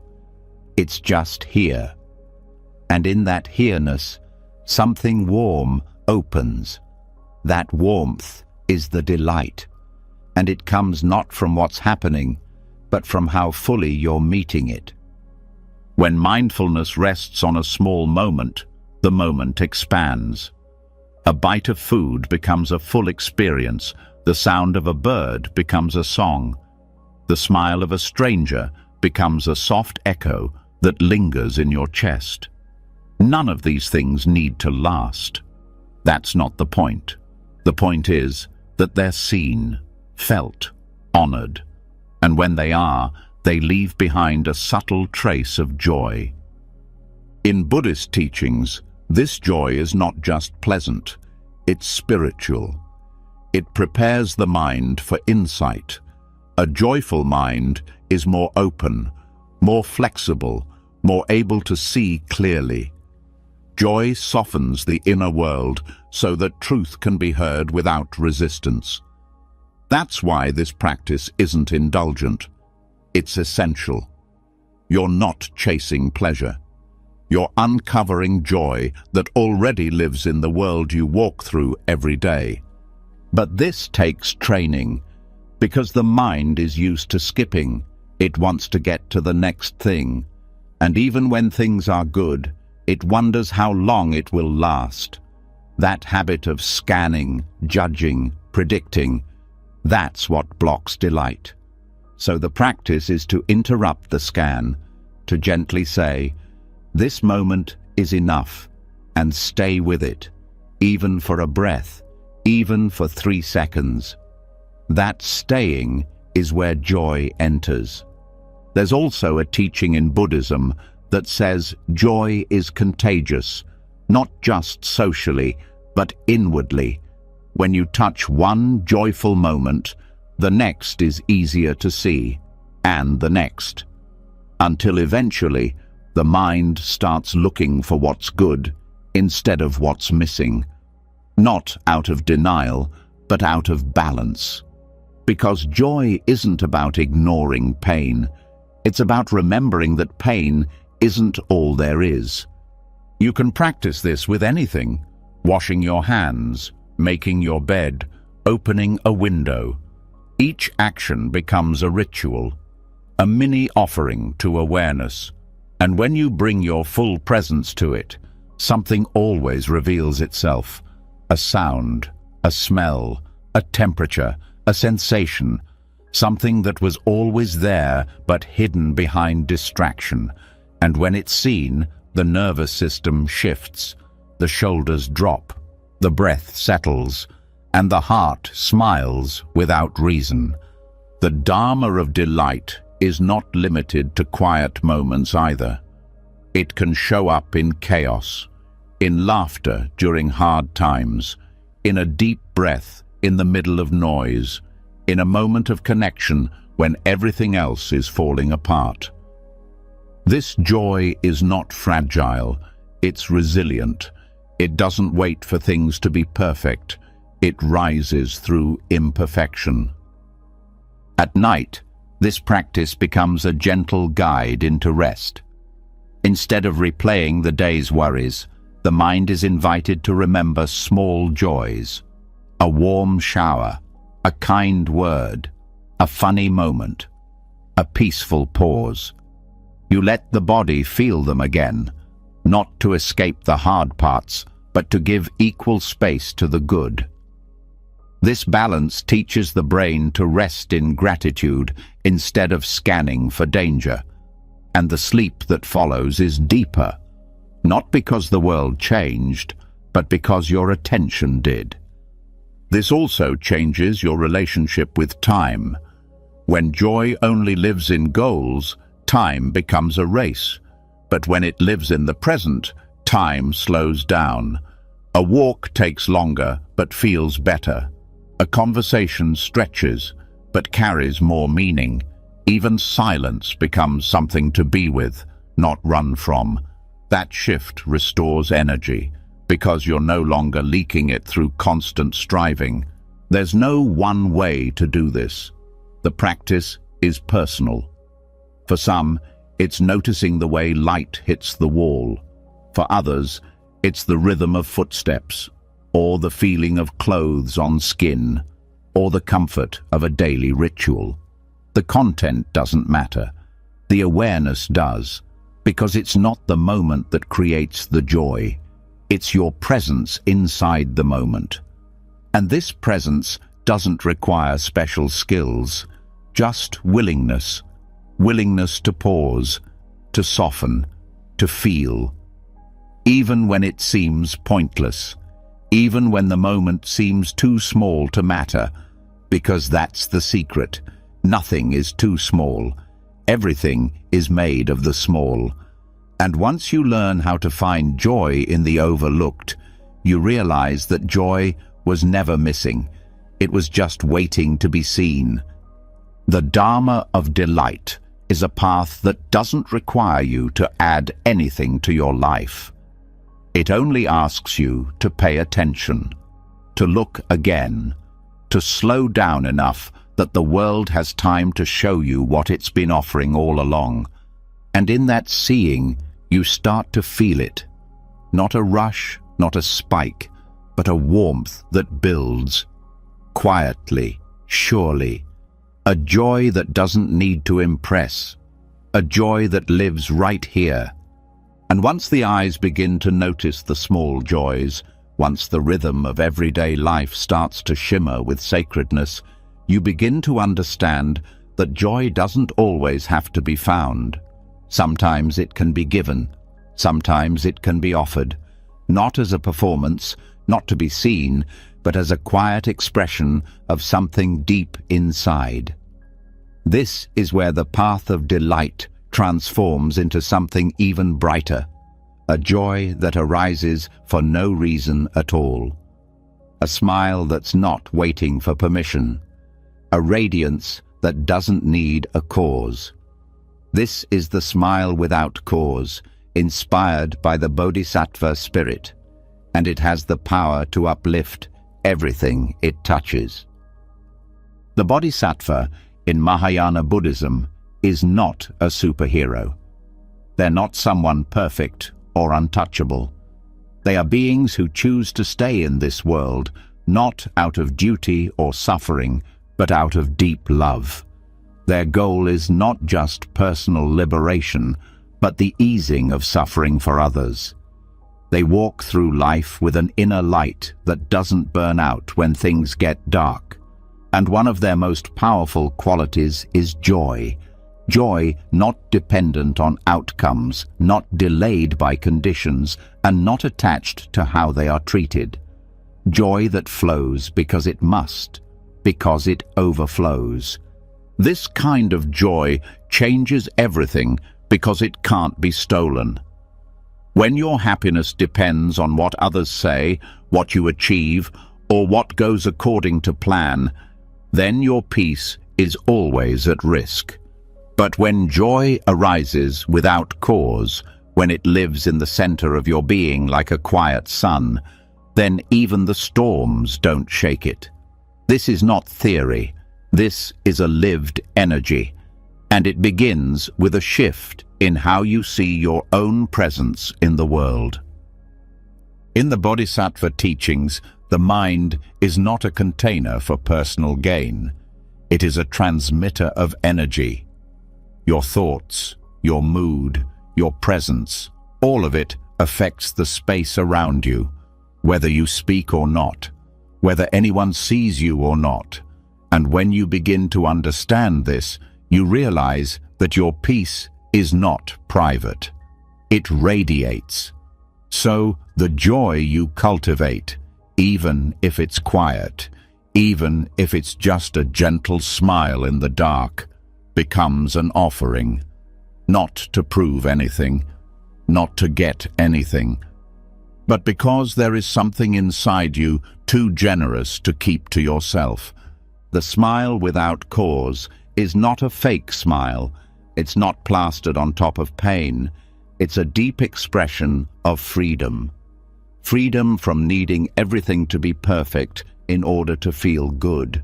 It doesn't ignore sadness. It includes it. It holds space for everything and yet still chooses to uplift. That's the Bodhisattva joy. And anyone can access it, not by force, but by presence, not by control, but by openness. One of the most surprising things about this kind of joy is how light it feels. It's not intense, it's not dramatic, it's soft. It's the kind of happiness that rests in the eyes, that hums beneath the words, that moves through silence like warmth. And the more you practice mindfulness, the more often it appears, unannounced, unearned, but unmistakable. This is not something the world teaches often. Most people are told their joy must have a reason, that it must be tied to success, pleasure, praise, or romance. But Buddhism says otherwise. The Bodhisattva's smile arises not from what they receive, but from what they give. And what they give is energy, not just action, but presence, uplifting the space just by being in it. To practice this doesn't require being visible. You don't need to speak. You don't need an audience. It can begin alone, in a room, in your bed, walking down a hallway, washing a dish. You just begin with breath.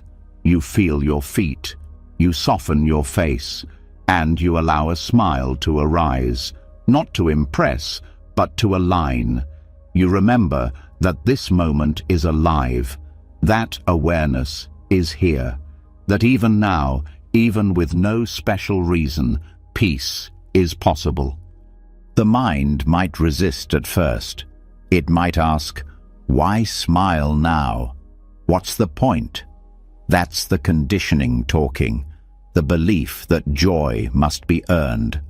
But the more often you allow joy to appear without permission, the more the nervous system learns that it doesn't need a story to feel light, and slowly that smile begins to show up on its own, while walking, while folding laundry, while doing nothing at all.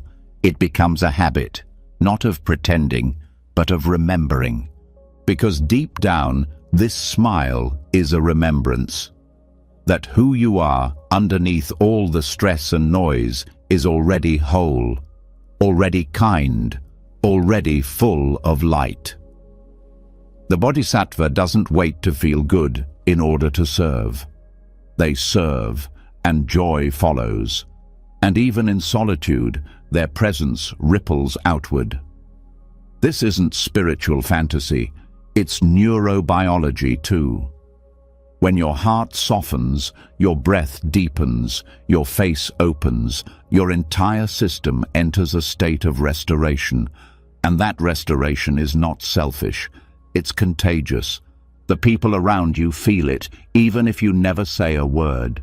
They sense the calm, the steadiness, the subtle invitation to feel safe. And in a world where most people are overwhelmed, that invitation is a rare and precious gift. The smile without cause becomes a refuge for you and for others. Practicing this doesn't mean denying your pain. It means not letting pain be the only voice in the room. It means creating space for joy to coexist with sorrow, for light to return, even if only in flickers. You don't need to pretend to be fine. You just need to remember that joy is your nature too. In daily life, this shows up in simple ways. You walk into a space with presence instead of rush. You greet people not with performance, but with stillness. You meet difficulties with curiosity instead of panic. And even when things feel heavy, you carry yourself lightly, not to minimize the weight, but to move with it rather than against it. At night, the smile without cause becomes a gentle doorway into sleep. When the day ends and nothing seems particularly remarkable, you can still choose to rest in warmth. You can feel your face soften. You can feel your breath slow. You can recall nothing special and still feel grateful. This is the secret. Joy is not the result of something happening. It's the result of not needing something else to happen. In the Bodhisattva tradition, there's a practice of visualizing others receiving your light. Even when you feel tired, even when you feel empty, you offer your presence like a quiet candle in a vast space, and that offering doesn't drain you, it replenishes you, because joy multiplies when it's given. Not big, not loud, just steady, just honest, and the more it's shared, the stronger it becomes. This kind of joy is one of the greatest acts of resistance in a world that thrives on urgency and lack. When you smile without cause, you're saying, "This moment is already complete. I don't need to wait for the next thing to feel whole. I don't need to be more to be enough. I can be kind now. I can be light now." And in that choice, a deeper strength appears. You might not change the world with a single smile, but you change the moment, and the moment changes you. So the next time nothing special is happening, smile anyway. Let your body remember what your mind has forgotten. That joy doesn't ask for credentials, that your peace doesn't need permission. You are not waiting for the perfect moment. You are the perfect moment, quiet, grounded, and full of light. And the smile you offer, even in silence, reaches farther than you'll ever know.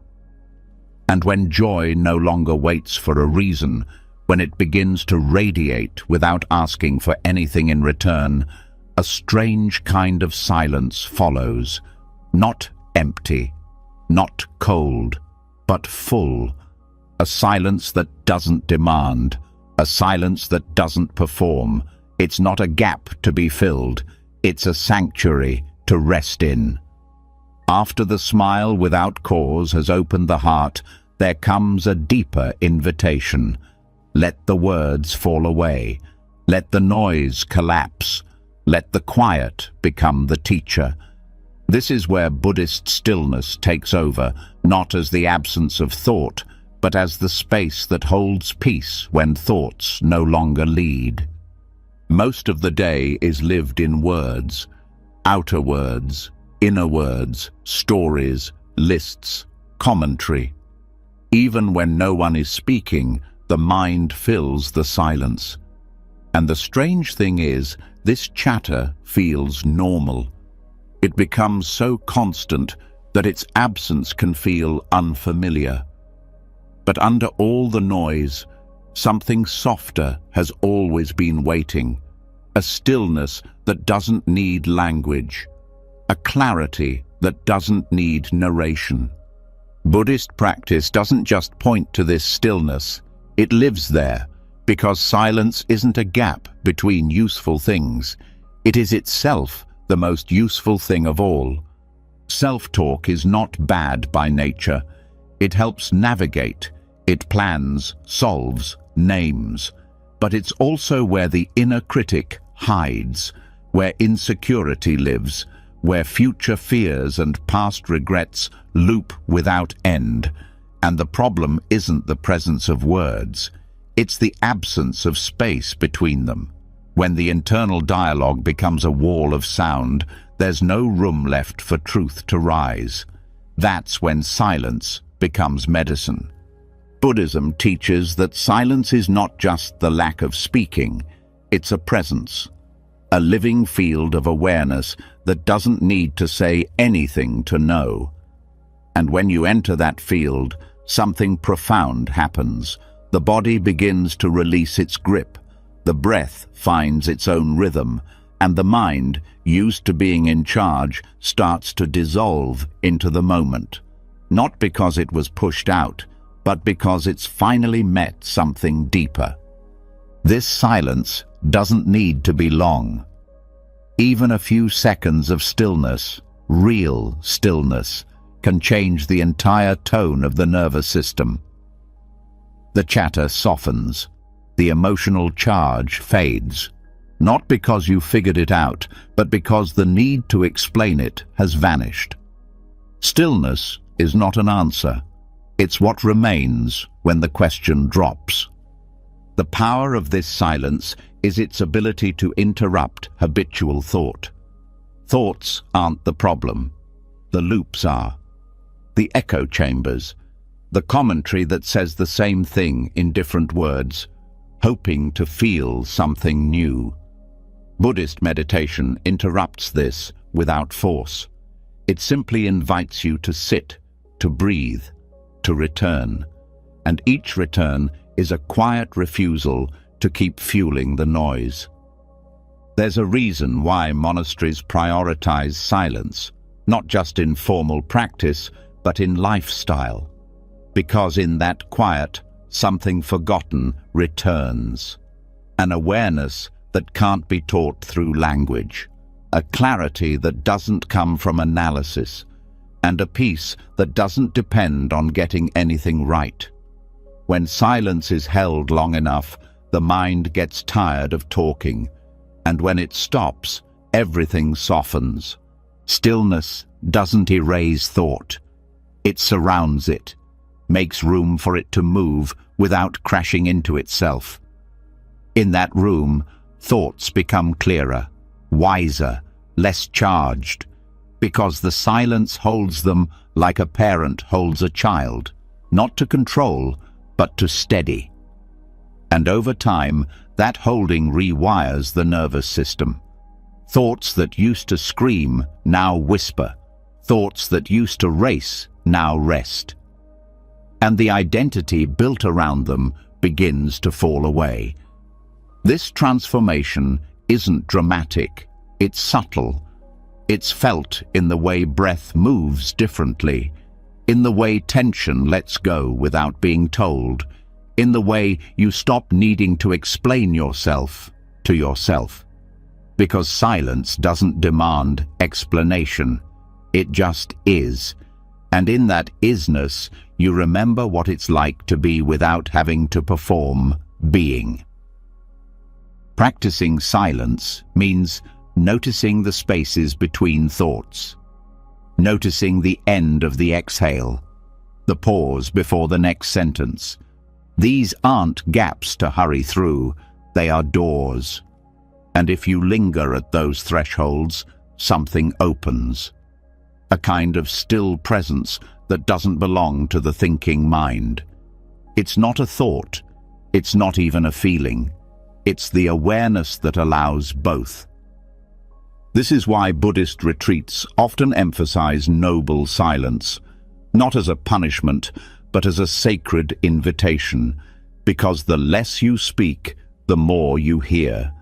Not with your ears, but with your body, your intuition, your knowing, and that knowing doesn't speak in paragraphs. It arrives in stillness. Even at home, this silence can be practiced. Start with a few minutes in the morning. No music, no words, no goals, just presence, just breath. At first, the mind might resist. It might panic. But if you stay, if you listen, the noise begins to lose power. It reveals itself as a habit, not a necessity.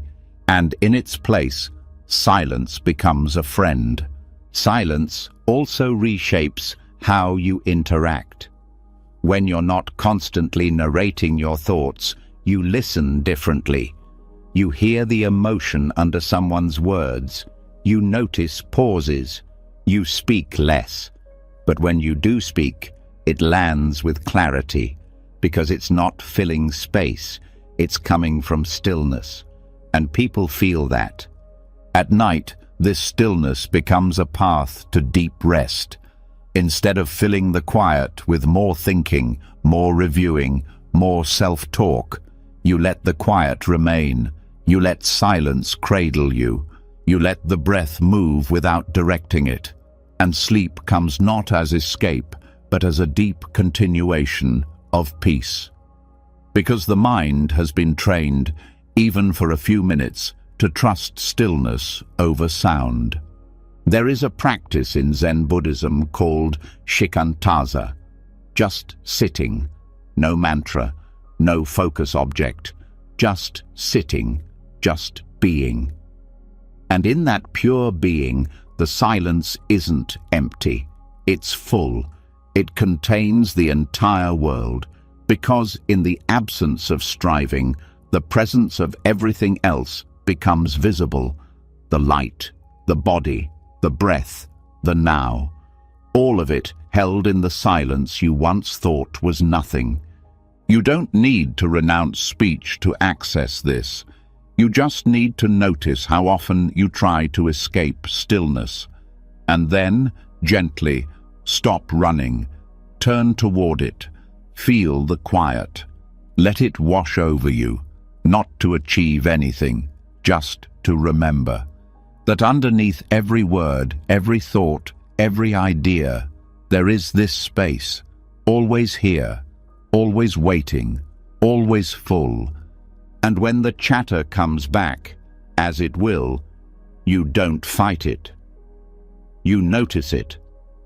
You let it pass, and you return again, over and over, until the silence becomes your home, not your enemy, until the mind no longer fears the quiet, until peace becomes louder than thought.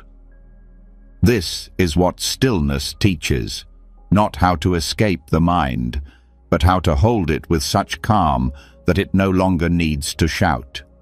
And in that holding, your deepest self is revealed, not through thinking, but through being. You're not here to out-talk your thoughts. You're here to out-silence them. And when silence starts to speak louder than thought, when the mind no longer needs to fill every space with noise, what remains is a clarity that can't be found in words. That clarity doesn't bring more control. It does the opposite. It reveals the truth the mind has been trying to outrun, that some things will never bend to your will. Some outcomes will never be predictable. Some situations cannot be fixed, explained, or reversed. And in that awareness, a deeper practice begins. Not resistance, not surrender in weakness, but surrender in wisdom. The kind of surrender that frees the heart without guilt. The kind of surrender that sets you down gently in the truth of what is. This is conscious surrender. Most of what exhausts the modern mind is not doing, it's over-controlling. It's the need to manage not just tasks, but emotions, relationships, opinions, and every possible future. It's trying to carry situations that don't belong to you. It's blaming yourself for not fixing what was never yours to fix. This is where the tension lives, not in the moment, but in the illusion of responsibility. The weight of believing that if you just tried harder, thought longer, sacrificed more, everything would turn out better. But Buddhism offers a different way forward. It teaches that surrender is not the same as defeat. In fact, conscious surrender is a form of strength. Not the strength to win, but the strength to release. Not giving up, but letting go of what never belonged to you. It's not passivity, it's clarity. Because once you stop trying to control what's uncontrollable, you free up space, emotional, mental, physical, to be present with what you can actually influence, your own state of mind. This begins with a question. What are you still carrying that doesn't serve you? Not in theory, but in this moment. Is it a regret from years ago? A conflict you keep replaying? A fear about someone else's choices? A burden to prove yourself, to protect everyone, to get everything just right? The moment you name it, you start to loosen the grip, because most suffering isn't from the event. It's from the ongoing attempt to control what's already happened or what hasn't happened yet. Buddhist surrender is not giving in. It's bowing to the truth. It's recognizing that impermanence is not a flaw in the system. It is the system. Everything changes. Everything moves. And control is often the mind's way of trying to deny this. But what if control isn't safety? What if true safety comes from trust, not in a perfect outcome, but in your ability to meet whatever arises with presence? This kind of surrender doesn't erase pain. It just ends the extra pain of trying to dominate what cannot be touched. And when that effort stops, there is a deep exhale that reaches through your whole body. A quiet settling that says, I don't have to hold this anymore. That release is not abandonment, it's wisdom. The wisdom that knows your peace is more valuable than your illusion of control. There's a teaching in Buddhism called upekkha, equanimity, the ability to stay steady with all things, and conscious surrender is part of this. It's the willingness to let go of the fight with life, not to roll over, but to stop arguing with the reality that this moment is exactly what it is. That doesn't mean liking everything. It means meeting it as it is, without denial, without panic, without guilt for not changing what is unchangeable. One of the quiet poisons that blocks surrender is guilt. The belief that if something went wrong, it must be your fault. That if someone else is struggling, you failed them. That if life didn't go to plan, you're somehow to blame. But guilt, when left unchecked, becomes a leash that tethers you to control. Because if you're at fault, then fixing it becomes a moral obligation. But not everything is yours to fix. Buddhism encourages clear seeing, to look deeply into your role, your actions, your intentions, and then let go of what's beyond your reach. That doesn't mean being careless, it means being honest. There is a difference between responsibility and over-responsibility. The first is grounded, the second is soaked in fear. Conscious surrender is what untangles the two. It allows you to respond with care, but without carrying shame for what lies outside your influence. In meditation, this surrender begins as a practice of release. You notice tension in the body, shoulders, jaw, belly, and you let it soften. Not all at once, not perfectly, just one breath at a time. You feel where the mind is holding, grasping, spinning, and you gently say, "Let it be," again and again. You don't force stillness, you don't demand silence. You offer space, and in that space, the clenching stops. At night, this surrender becomes essential, because it's often in the quiet that old control patterns reawaken. The mind replays what didn't go right. It prepares for what might go wrong. And if you don't intervene with mindfulness, that spiral deepens, but surrender interrupts it. You return to the body. You feel the bed beneath you. You soften the muscles that think they need to hold the whole world. You whisper to yourself, "This can wait. This isn't mine right now." And even if nothing changes externally, the body hears the signal, and it rests.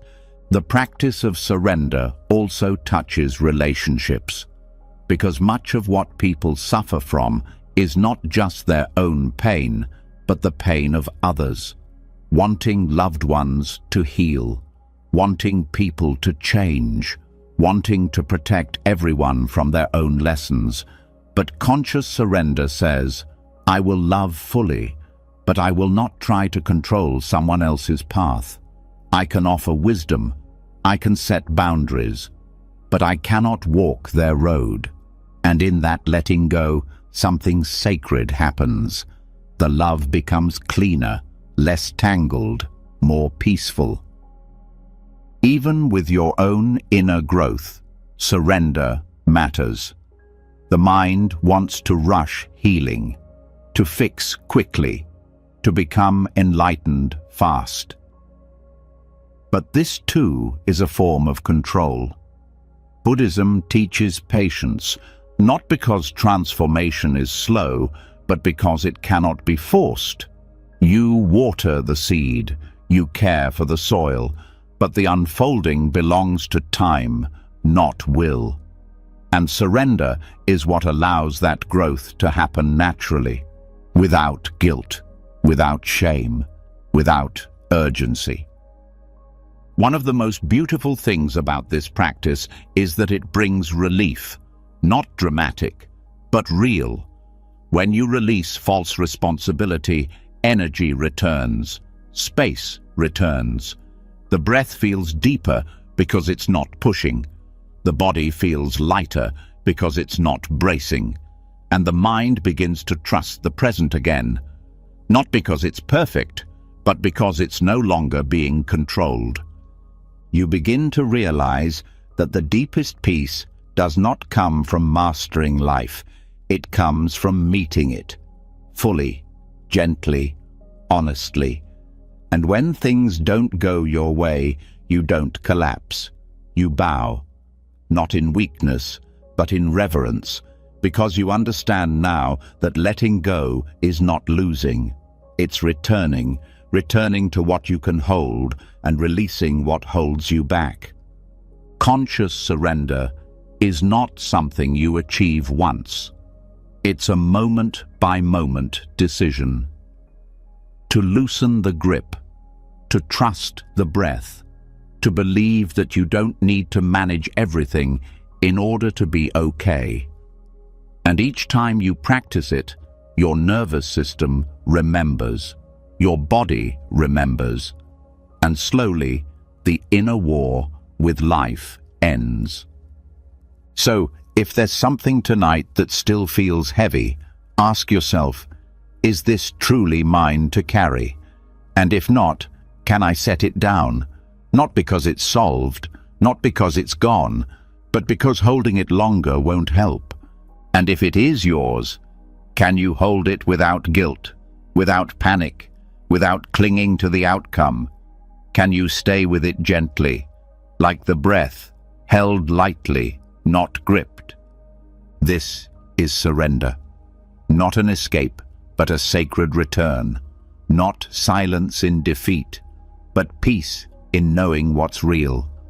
You're allowed to rest now, even if the world is still turning, even if things are still unclear. You're allowed to soften, to trust, to release. And in that release, a deeper strength is born, one that doesn't control life, but moves with it, breath by breath, moment by moment, with calm, with wisdom, and with peace. And once the weight of over-responsibility has been released, once the quiet act of surrender creates space inside your chest, the mind becomes more fertile. Not crowded, not chaotic, but open in a way it hasn't been for a long time.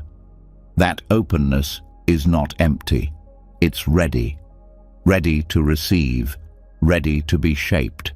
Because every moment of inner calm is also a planting ground. Especially in the moments just before sleep, when thoughts start to settle and the subconscious becomes more absorbent than at any other point in the day. This is where we begin to understand karma, not just as action, but as attention. Not just external deeds, but internal seeds. The karma of thought before sleep might be subtle, but it holds immense power. Karma is often misunderstood as cosmic punishment or reward, like some kind of mystical scoreboard. But in Buddhist teaching, karma is not about judgment. It's about cause and effect. Every action, every word, every thought plants a seed. That seed doesn't sprout instantly, but it shapes the field of the mind. And the field never forgets. It doesn't need to. It stores everything quietly. Then, without warning, it grows. Not always where or how you expect, but always true to the energy that was planted. The most overlooked aspect of karma is what happens internally. People focus on what they do, what they say, how they treat others, and all of that matters deeply. But what's often missed is how you treat yourself in the invisible moments. The conversations you have with your own mind, the stories you reinforce, the beliefs you repeat. These are the seeds that shape your emotional weather. And bedtime is one of the most fertile times to plant. The moments before sleep are not throwaway minutes. They are soft, sacred transitions. The conscious mind begins to loosen. The body drops its guard. The subconscious opens its gates. And whatever you place into that space is carried through the night. That's why a single harsh thought at bedtime can echo in your dreams, and why a kind, stable thought can become a source of healing that stretches into the morning. Buddhist practice invites you to be intentional with this space, to see your last thoughts not as leftovers, but as offerings. What you offer the mind in those final minutes becomes the tone of the night, and that tone becomes the tone of the next day. If the mind is offered anxiety, fear, guilt, or resentment, it will carry those vibrations into the resting body. If the mind is offered calm, gratitude, loving kindness, or self-acceptance, those too will take root and begin to grow even while you sleep. Planting seeds is not about forcing positivity. It's about conscious choosing. Choosing which thoughts deserve your final attention, choosing which beliefs deserve to be watered, and choosing which patterns no longer need your energy. It's not a performance, it's care.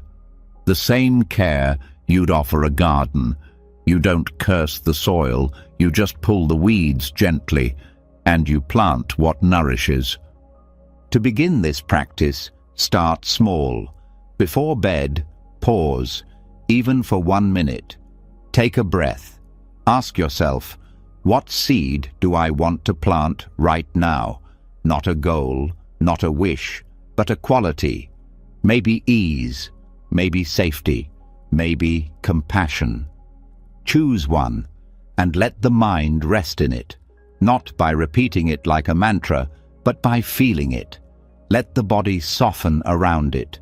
Let it spread through your awareness. Let it become the last thing you offer to the night. This doesn't have to be dramatic. It can be as simple as recalling something that felt gentle during the day. A moment where you felt respected, calm, or seen. A moment where you felt connected. Let that memory settle into your body, not to cling, but to nourish. The mind often replays pain as a habit, but you can train it to replay joy as a medicine. Another seed to plant is gratitude, not as an obligation, but as an opening, not a list, but a feeling. One thing that felt good today, one thing that didn't go wrong, one thing that reminded you that peace is possible. You don't need to be grateful for everything, but you can be grateful for something. And that one thread of gratitude, when felt sincerely, sends a signal through your entire nervous system. It tells the body, we're safe, we can rest. That signal allows deeper sleep, fewer nightmares, a steadier waking. There's also a deep karmic effect to the way you speak to yourself before bed. The final tone of your inner voice matters. If it's harsh, the body tenses through the night. If it's kind, the body releases. So instead of reviewing mistakes or panicking about tomorrow, you can choose a softer dialogue. Something as simple as, I did my best, or I release this now, or whatever tomorrow brings, I'll meet it with presence. These phrases are not affirmations. They are seeds. They don't need to convince. They only need to be planted. And sometimes the most powerful seed is stillness. No words, just breath, just being. The absence of striving is itself a powerful imprint. Letting the last few minutes before sleep be free of effort, free of needing to be anything or solve anything, is one of the most healing things you can offer your system. It tells the deeper mind, nothing is missing. Nothing needs to be added. This moment is complete. And that message is remembered long after you drift into unconsciousness. Over time, this practice rewires your relationship with sleep itself. Sleep stops being an escape and becomes a sanctuary. It becomes a time of integration, not avoidance. And in the morning, you begin to feel the effects. Not just in mood, but in resilience, in clarity, in how quickly you return to center after stress. Because the seeds you plant don't just stay in the night. They shape your next thoughts, your next reactions, your next choices. This is the quiet power of inner karma. It's not loud, it's not public, but it is transformative. The thoughts you repeat in private shape the emotions you express in public.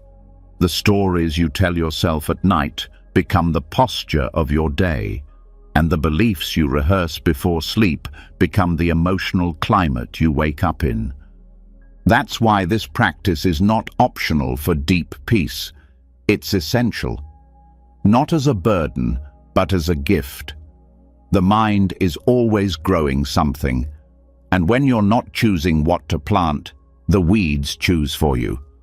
But when you do choose, when you decide to meet yourself with care, everything changes, slowly, quietly, and completely. And none of this requires perfection. Some nights will be messy. Some thoughts will be stubborn. Some seeds will take longer to sprout. That's okay. The mind is a field that's been shaped by years of patterns. It doesn't change in one night, but it does change. And every time you pause before sleep and offer something kind, something beautiful, something peaceful, you shift the entire field. So tonight, as your body prepares to rest, ask yourself gently, what am I planting right now? And if the answer feels heavy, plant something lighter. Not because the heavy thing doesn't matter, but because it's not the only thing that's true. Let something else take root beside it. Let hope grow beside fear. Let calm grow beside uncertainty. Let love grow beside the ache of not knowing. Because in the mind field, there is always room, always time, always another chance to plant something better. And sleep, when met with care, becomes more than rest. It becomes renewal. And once you've begun planting the quiet seeds of thought at night, once you understand that your inner field responds to intention more than effort, a new kind of trust starts to emerge. Not the kind built from control, not the kind fueled by having all the answers, but a slower trust, a deeper trust. The kind that says, maybe I don't need to solve everything before sleep. Maybe my awareness is enough. Maybe the healing doesn't come from fixing, but from floating. Letting the mind rest on the surface instead of diving into the depths with urgency. This is where the practice shifts again, into the art of releasing problem-solving and resting in pure awareness. The mind wants to fix things. It's wired that way. It thinks safety comes from solutions, from wrapping everything in neat conclusions, from staying ahead of discomfort. And during the day, that tendency can help. It can create progress, structure, understanding. But at night, the same habit becomes a trap. When the lights go down and the body slows, the mind doesn't always get the message. It thinks it needs to keep going, that it has one last task, that if it can just solve this one lingering issue, rest will finally be allowed. But that's the lie, because there is no final thought, no final fix. The mind will always offer another angle, another worry, another imagined scenario. It doesn't settle through solving, it settles through surrender. That surrender begins with one choice: to stop looking for the solution and start trusting the awareness that sees the need for one. Awareness is different from thought. It doesn't argue, it doesn't demand, it doesn't insist that something be different in order to be okay. Awareness simply notices. It notices the thoughts, the tensions, the impulses to control, and it doesn't push any of them away. It just sees, and that seeing alone has power. When you rest in awareness instead of reaction, something softens. It's not that the problems disappear, it's that your relationship with them changes. They're no longer urgent emergencies. They become passing weather patterns. They're not walls, they're clouds. And just like clouds, they don't need your help to move. They drift on their own when you stop holding them in place. Floating over fixing means allowing the thoughts to rise without grabbing them. It means letting the discomfort be there without turning it into a puzzle. And it means recognizing that insight doesn't arrive through force. It arrives through space, through the pause, through the stillness you create when you stop trying to bend the mind into resolution. Buddhist meditation teaches this in the simplest of ways. You sit, you breathe. Thoughts come. You don't chase them, you don't answer them. You let them float. And what you find, again and again, is that the more you allow, the more the thoughts dissolve. Not because you outsmarted them, but because you didn't feed them. You watched, and they passed. That watching becomes your superpower at night. When the mind says, "What if this doesn't work out?" or "Why did that happen?" or "How do I fix this?" you breathe, you listen, and then you return to presence, not to deny the question, but to remember that answers don't arise in tension, they arise in space, in openness, in the mind that's not racing to control. This doesn't mean ignoring responsibility, it means knowing when responsibility turns into obsession. It means drawing the line between what needs to be done and what the mind is doing out of habit. And bedtime is the perfect time to draw that line, because the work of the night is different. It's not about fixing, it's about integrating, healing, repairing from within. And none of that requires control, it requires letting go. One of the gentlest ways to enter this practice is to name the problem and then release it. You can say to yourself, "This is here, I feel it, I acknowledge it, and now I release the need to solve it tonight." That single phrase interrupts the loop. It creates a soft boundary, not to shut the mind down, but to guide it back to rest. Trusting awareness is not about giving up. It's about trusting that rest itself is useful. That insight doesn't always come in the form of clear thoughts. Sometimes it arrives as dreams, as a calmer nervous system, as a new perspective in the morning that you couldn't reach through effort. Floating allows these things to rise. Fixing strangles them before they can appear. And here's something surprising. Most of the answers people look for at night aren't needed until morning. The urgency is a trick of the mind, a way to avoid stillness. But if you resist that trick, even for a few breaths, you begin to see it clearly. The thoughts aren't real-time emergencies. They're echoes, mental habits, and awareness sees them without becoming them. This awareness becomes stronger each time you practice it. Each time you notice a loop and don't follow it. Each time you feel the urge to analyze and instead you breathe. Each time you watch a thought pass without grabbing it. These moments are small, but they add up. And the more often you float, the less the mind believes it needs to fix everything. Floating also heals the body, because the nervous system can't tell the difference between real danger and imagined problem-solving. When you think with tension, the body responds with adrenaline, with cortisol, with shallow breath and clenched muscles. But when you rest in awareness, the body recalibrates. It enters the parasympathetic state, rest and digest. This is where true sleep begins, where the body does its deepest repair. At first, the floating might feel uncomfortable, like you're not doing enough, like you're ignoring something important. But that's just the mind reacting to a new habit. And habits don't shift instantly. You stay with it.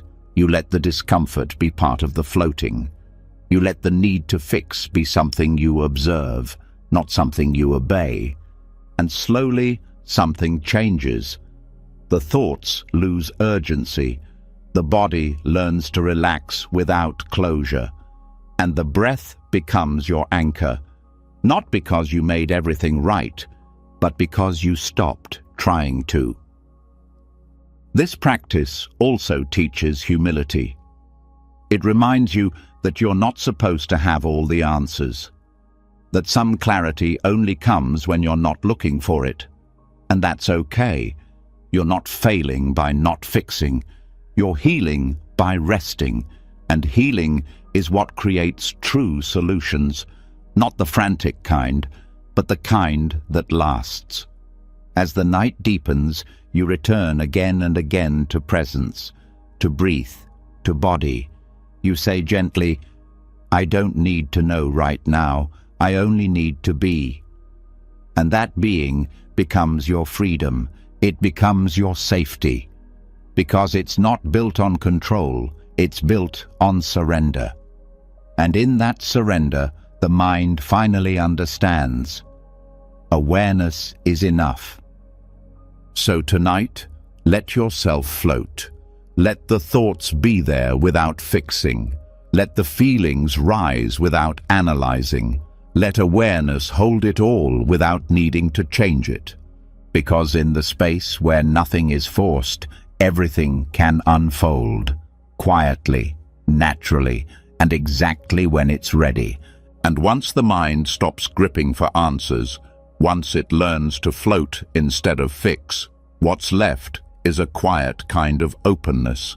That openness doesn't ask for more thoughts. It waits, it watches, and sometimes what it sees next can be uncomfortable. Not external problems, but internal residue, feelings not fully processed, words you've spoken to yourself that still sting, judgments that never got washed away. And in the stillness, these smudges rise to the surface of your awareness, not to punish you, not to shame you, but to be seen clearly, to be wiped clean, gently, with something stronger than self-criticism, something softer, something honest. This is where self-compassion becomes a mirror cloth for the mind. The mind is like a mirror. It reflects what is. It holds memories, impressions, reactions, and over time it becomes clouded by those impressions. Like fingerprints on glass, each harsh thought, each suppressed feeling, each unkind judgment leaves a mark. And when there are too many, it becomes harder to see clearly. You don't just misperceive the world, you misperceive yourself. You start to believe the smudges are part of the glass, that the distortion is the truth. But it's not. The truth is always there, beneath the marks. And what removes them is not perfection or punishment, it's compassion. Self-compassion is often misunderstood as indulgence, as letting yourself off the hook. But in Buddhism, it is seen as a crucial part of inner clarity. Without it, there is no honest seeing, because when the mind is harsh, it avoids truth out of fear. It protects itself with blame and distraction. But when the mind is kind, it can look directly at itself. It can hold its own imperfections without collapsing. It can say, "Yes, this hurts. Yes, I did that. Yes, I'm still worthy." That kind of clarity cleans the mirror, not by scrubbing harder, but by wiping with care. The power of self-compassion is especially strong before sleep, because during the day, your defenses are up, your roles are active, your attention is pulled outward, but at night, everything softens. The subconscious becomes more available, and in that softness, harshness echoes louder. If you go to sleep steeped in self-judgment, it settles into your nervous system like a stain.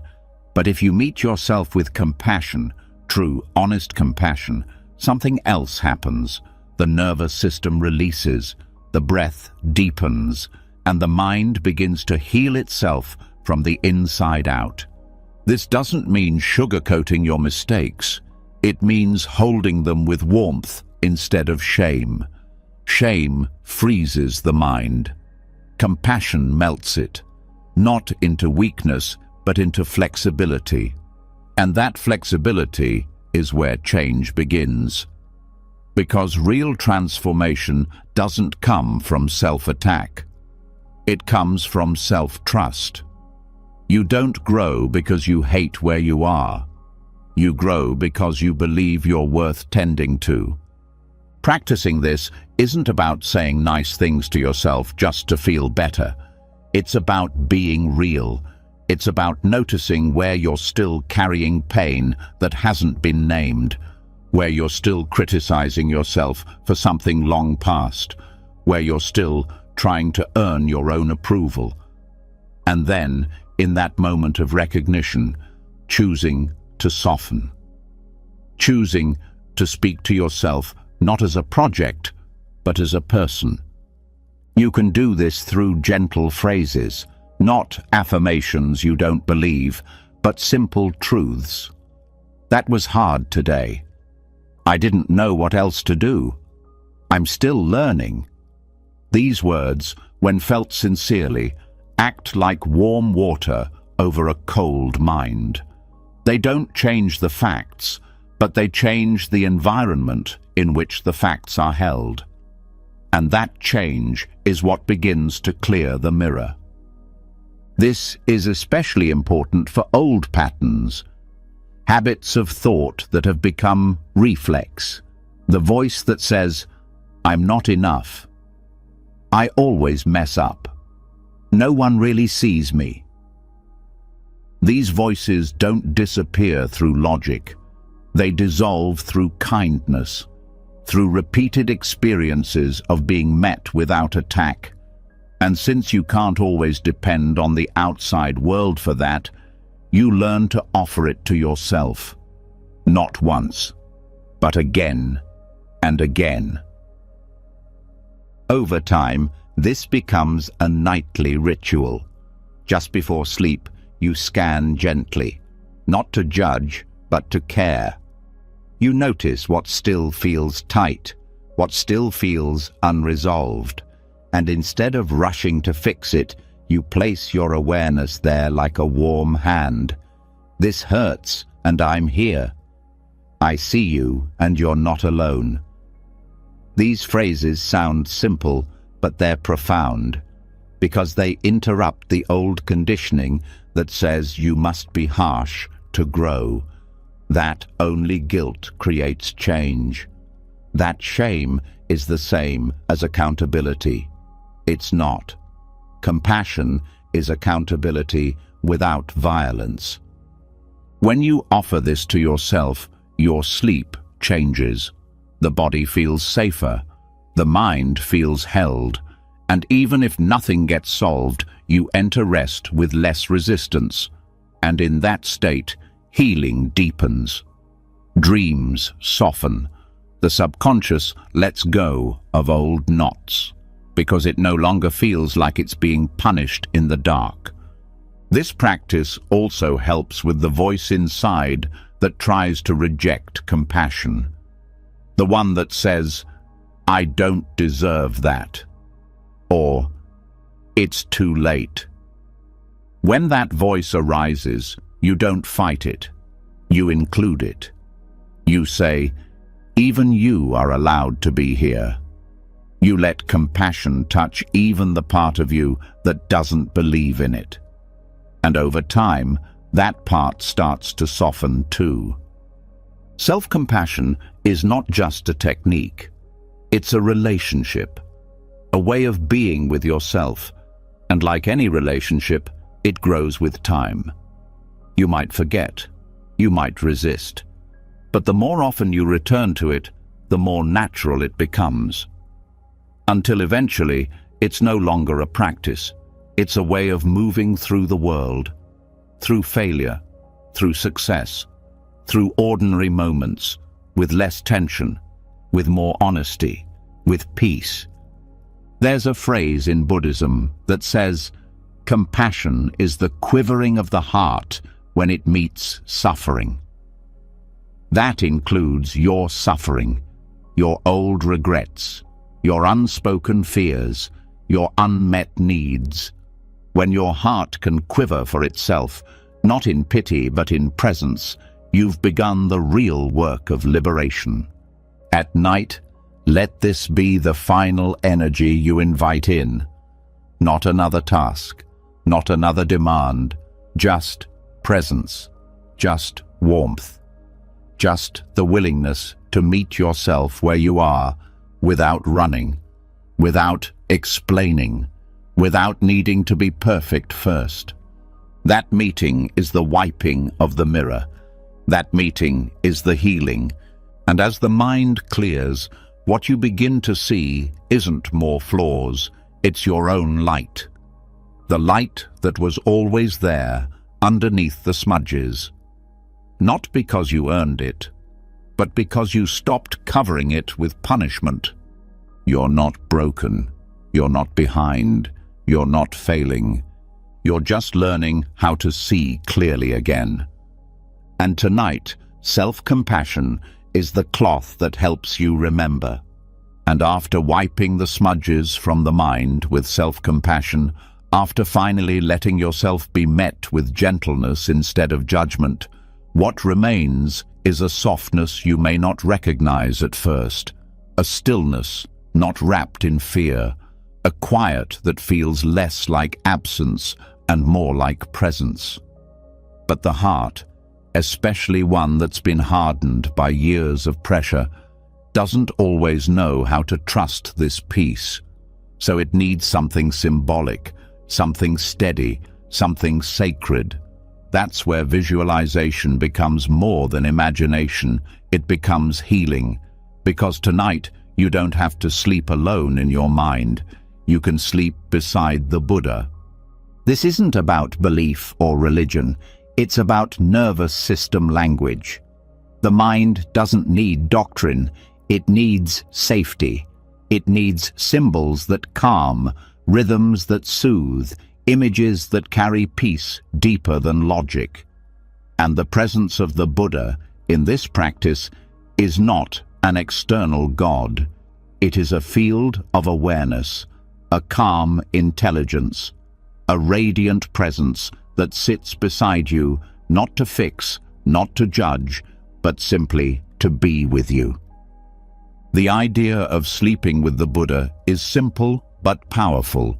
It's the practice of inviting an enlightened presence, one that's pure calm, pure compassion, pure wisdom, into the space of your rest. Not just as a symbol on a wall, but as a presence in your subconscious. A field of quiet, knowing that stays with you as your thoughts dissolve and your body begins to fade into sleep. Before you begin, let the body settle. Let the breath lengthen. Let the room be still. And in that stillness, call to mind the image of the Buddha, not as a statue, not as a distant ideal, but as a calm being seated next to you, their posture relaxed, their gaze kind, their presence unshakably peaceful. There's no need to make this perfect. Just feel it. Let the idea form naturally. Let the energy of that presence begin to settle around you like warm air. Now notice how the body reacts. Not what the mind says, but what the body does. Does the breath slow? Do the shoulders drop? Do the thoughts soften just a little? This is the nervous system responding to the presence of calm. And you're not making this up. You're remembering something ancient, something the body knows but often forgets. That it is allowed to rest in the presence of wisdom. The Buddha does not speak. He does not teach in words. His presence is the teaching. His silence is the message. He sits beside you with full awareness and zero judgment. He knows your suffering. He knows your restlessness, and he does not need you to be anything other than what you are. His presence accepts everything, and that acceptance begins to teach your body how to do the same. With this visualization, the space around you begins to shift. The air feels safer. The thoughts feel less important. You're no longer the only one holding yourself through the night. There is support here, not in the form of solutions, but in the form of presence. Steady, unwavering presence, and the subconscious begins to listen. As you continue to breathe, let yourself lean into this energy. Let your weight shift slightly in your imagination toward this calm being, this silent field of peace. Not because you're seeking comfort, but because the body wants to remember how to rest, how to let go, how to trust that being held doesn't require explanation. The more you return to this visualization, the deeper the subconscious begins to associate rest with safety. And the deeper that association becomes, the less effort it takes. The nervous system starts to recognize this presence as a signal, a turning point, a transition from effort to ease. And just like a child calms when held by someone who is calm, your body begins to entrain to the energy of the Buddha. Not metaphorically, physiologically. This practice works even if the image is vague, even if you don't know exactly what you're seeing. It's not the clarity of the picture, it's the clarity of the energy, the tone, the feeling, the stability of knowing that you are not alone inside your own mind tonight, that the field beside you holds wisdom beyond words, and that wisdom is not afraid of anything you bring to bed. You may notice thoughts rise as this presence settles in. Old worries, old stories, old tensions. That's natural. They rise not to disturb you, but to be soothed. You don't have to fix them. You don't have to argue. You just let them pass through the space between you and this presence. Let them move between your breath and his calm gaze. Let them dissolve in the silence that holds you both. Over time, this visualization becomes more than a technique. It becomes a doorway, a way of exiting the tight box of self-protection and entering a room where everything is seen, everything is held, and nothing is judged. That room is the space of awakened awareness, and the more often you visit it, the easier it becomes to live there. This practice is especially powerful for the part of you that feels alone, the part that carries too much, that thinks it's responsible for everything, that feels like peace is something that must be earned. Because the Buddha's presence teaches something without words. Peace is already here. It was never outside you. You just forgot how to touch it. This doesn't mean the Buddha solves your problems. It means you stop needing every problem solved in order to sleep. You stop needing to be healed before you can rest. You stop needing to understand everything before you can surrender.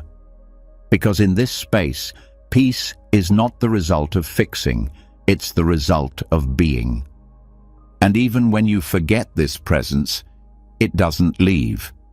It lives in the breath, in the stillness between thoughts, in the silence behind your worries. You can return to it with a single exhale, with a single soft thought. I'm not alone in this mind tonight. You can even give this presence a gesture. Maybe he places a hand over your heart. Maybe he simply sits beside you, unmoving. Maybe he mirrors your breath until you forget which one of you is breathing. However you feel it, trust it. This is not fantasy. It's nervous system memory. It's spiritual architecture, and it's ancient. So let yourself drift now. Let the image fade if it wants to, or stay.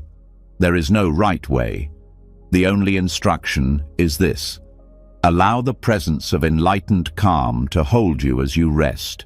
Let the mind stop leading. Let awareness lead instead. Let the body remember what it's like to be safe in stillness. And when sleep finally comes, let it come inside that sacred presence. Let your dreams arise from that peace. Let your healing begin from that safety. Because tonight, you are not falling into unconsciousness. You are being held in luminous silence. This is what it means to sleep with the Buddha. Not beside a person. Beside peace itself. And after resting beside the calm presence of enlightened peace, after letting go of the pressure to fix, after remembering that safety lives in stillness, a deeper strength starts to rise quietly from within. It doesn't shout. It doesn't need recognition. It simply stands. Strong, calm, present. This isn't the loud strength the world rewards. It's not the kind that overpowers or forces. It's the kind that sees pain and doesn't run. The kind that speaks gently when the mind is loud. The kind that stands in the storm without needing to push it away. This is the gentle warrior within, and this next practice helps you hear that voice again, not as fantasy, but as a real inner courage that already lives in you. For many people, the first voice they hear inside is harsh. It comments, it critiques, it compares, it tells stories that are meant to protect, but often end up hurting. You're not doing enough. You should be better by now. What's wrong with you? These phrases become so normal that their damage is invisible. They don't sound aggressive, but they erode the soul quietly. They drain confidence. They dull presence. And over time, they form a background noise that feels impossible to escape. But Buddhist practice doesn't try to fight this inner voice with more noise. It doesn't shout over the critic. It doesn't shame the shamer. It does something more powerful. It listens, not to agree, but to understand. To see clearly what the voice is trying to protect. To meet the fear underneath with clarity instead of anger. Because what harsh self-talk really is, more often than not, is scared talk. It's the mind trying to stay safe by staying small, trying to avoid pain by rehearsing it first. That's where the gentle warrior comes in. A presence within that doesn't attack the pain, but refuses to bow to it. A voice that doesn't speak from perfection, but from steadiness, from a kind of inner resilience that doesn't need permission to exist.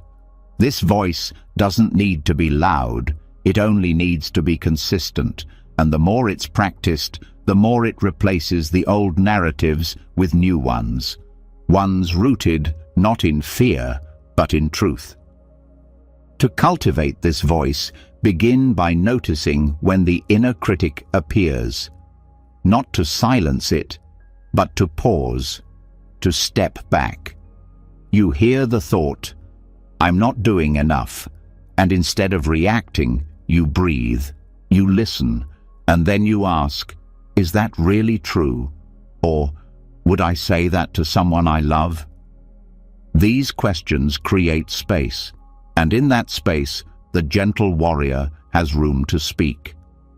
The warrior voice doesn't say, "Everything's perfect." It says, "This is hard, and I can handle it." It says, "I've fallen before, and I got back up."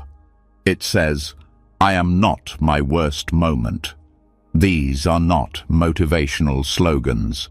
They are reminders, anchors. They root you back into a deeper part of yourself that knows how to keep going, not with force, but with steadiness. This practice is not about pretending to be fearless. It's about learning how to move with fear without collapsing. Buddhist courage is not about being above emotion. It's about staying present with emotion without letting it take over. That's the warrior's path, not the path of aggression, but the path of presence. The one who feels everything and still chooses to return, still chooses to speak gently, still chooses to stay. At night, this becomes especially important, because that's when the harsh voice often gets louder. When the mind is quiet, old patterns rise, and if you're not careful, the last words you hear before sleep are the ones that hurt. But this can be changed. You can meet that voice with a new one. One that says, "You've done enough for today," or "You don't have to be perfect to be worthy." These words might feel unfamiliar at first, but the more you hear them, the more you believe them. The gentle warrior also teaches boundaries, not just with others, but with your own mind. It knows when to say, "That thought doesn't belong here," not by pushing it away, but by refusing to feed it. Not every thought deserves your attention. Not every story deserves your belief. And the warrior knows how to walk away from what no longer serves, without guilt, without drama. Just calm, clear refusal. This isn't spiritual bypassing, it's maturity. The maturity to know the difference between self-inquiry and self-harm.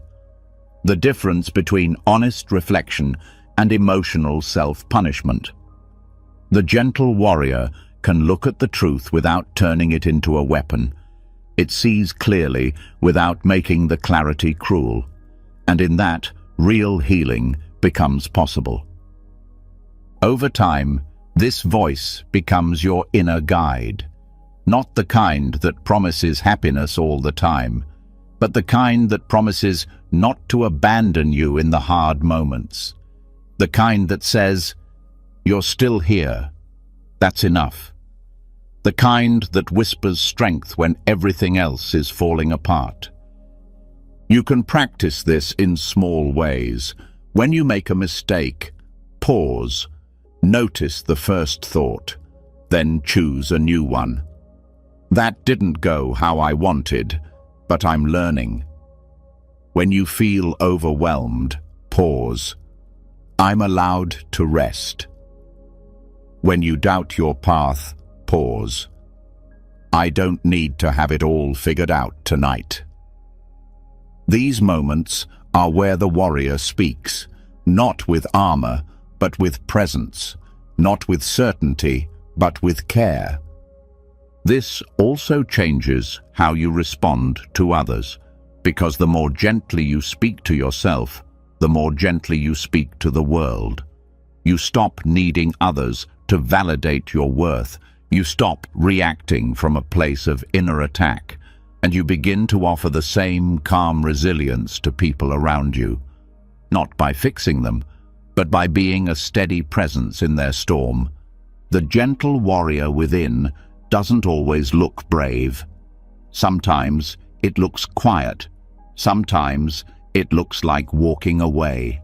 Sometimes it looks like crying without shame. But underneath all of that is a strength deeper than fear. A strength that says, "I can feel this, I can be with this, and I can keep going." This kind of strength is not built overnight. It's built in small choices, in thousands of moments where you replace the old story with a new one, where you choose presence over panic, where you choose compassion over critique, and where you learn, slowly, steadily, that your strength was never in your ability to fight. It was in your ability to stay kind. So tonight, if the harsh voice comes back, meet it, not with fire, not with resistance, just with the quiet voice that says, "I see you, but I choose something else now." That's the warrior's voice, calm, soft, unshakable. And it lives in you.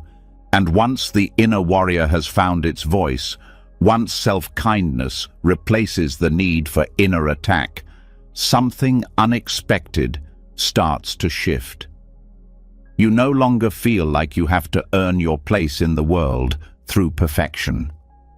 The constant need to prove begins to dissolve.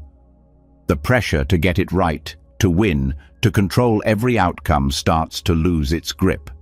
And in that quiet release, another truth rises to the surface. Peace isn't found in the results, it's found in your relationship to them. This is where we enter the practice of joyful detachment from outcomes. A lesson in freedom the world rarely teaches, but one that Buddhism has whispered for centuries. Every day, most people act from a place of measurement. The decision to work, speak, move, rest, or even care is filtered through a lens of, "What will I get from this?" Results become the driver. Effort is only seen as valuable if it leads to recognition, reward, or success. But underneath that way of living is a mind quietly cracking under the pressure, because outcomes are unpredictable. No matter how hard you try, there are factors you can't control. And when all your happiness is attached to those results, you end up at the mercy of things you were never meant to hold. Buddhist philosophy offers something radically different. It teaches that effort itself is enough. That intention, pure, honest, grounded, is a complete act. Karma, in its truest sense, is not a scoreboard. It's a cycle, a movement. Every action plants a seed. But you don't control the weather. You don't control the timing. You only control the planting. And when you truly understand that, peace returns. Joyful detachment doesn't mean you stop caring. It means you stop clinging. It means you show up fully, wholeheartedly, with presence and purpose, and then you let go. You give your best without tying your worth to what happens next. You rest in the doing, not in the outcome. And that shift doesn't make you lazy. It makes you free. This kind of detachment isn't numbness. It's clarity. It's knowing the difference between what's yours and what isn't. Your effort is yours. Your values are yours. Your integrity is yours. The results, they're not. They never were. And letting go of that illusion doesn't weaken you. It makes you powerful, because your energy stops leaking into anxiety and starts fueling grounded, meaningful action. To practice this, you begin by watching the moments when your mind starts measuring. You catch the voice that says, "Will this be good enough? Will they notice? What if I fail?"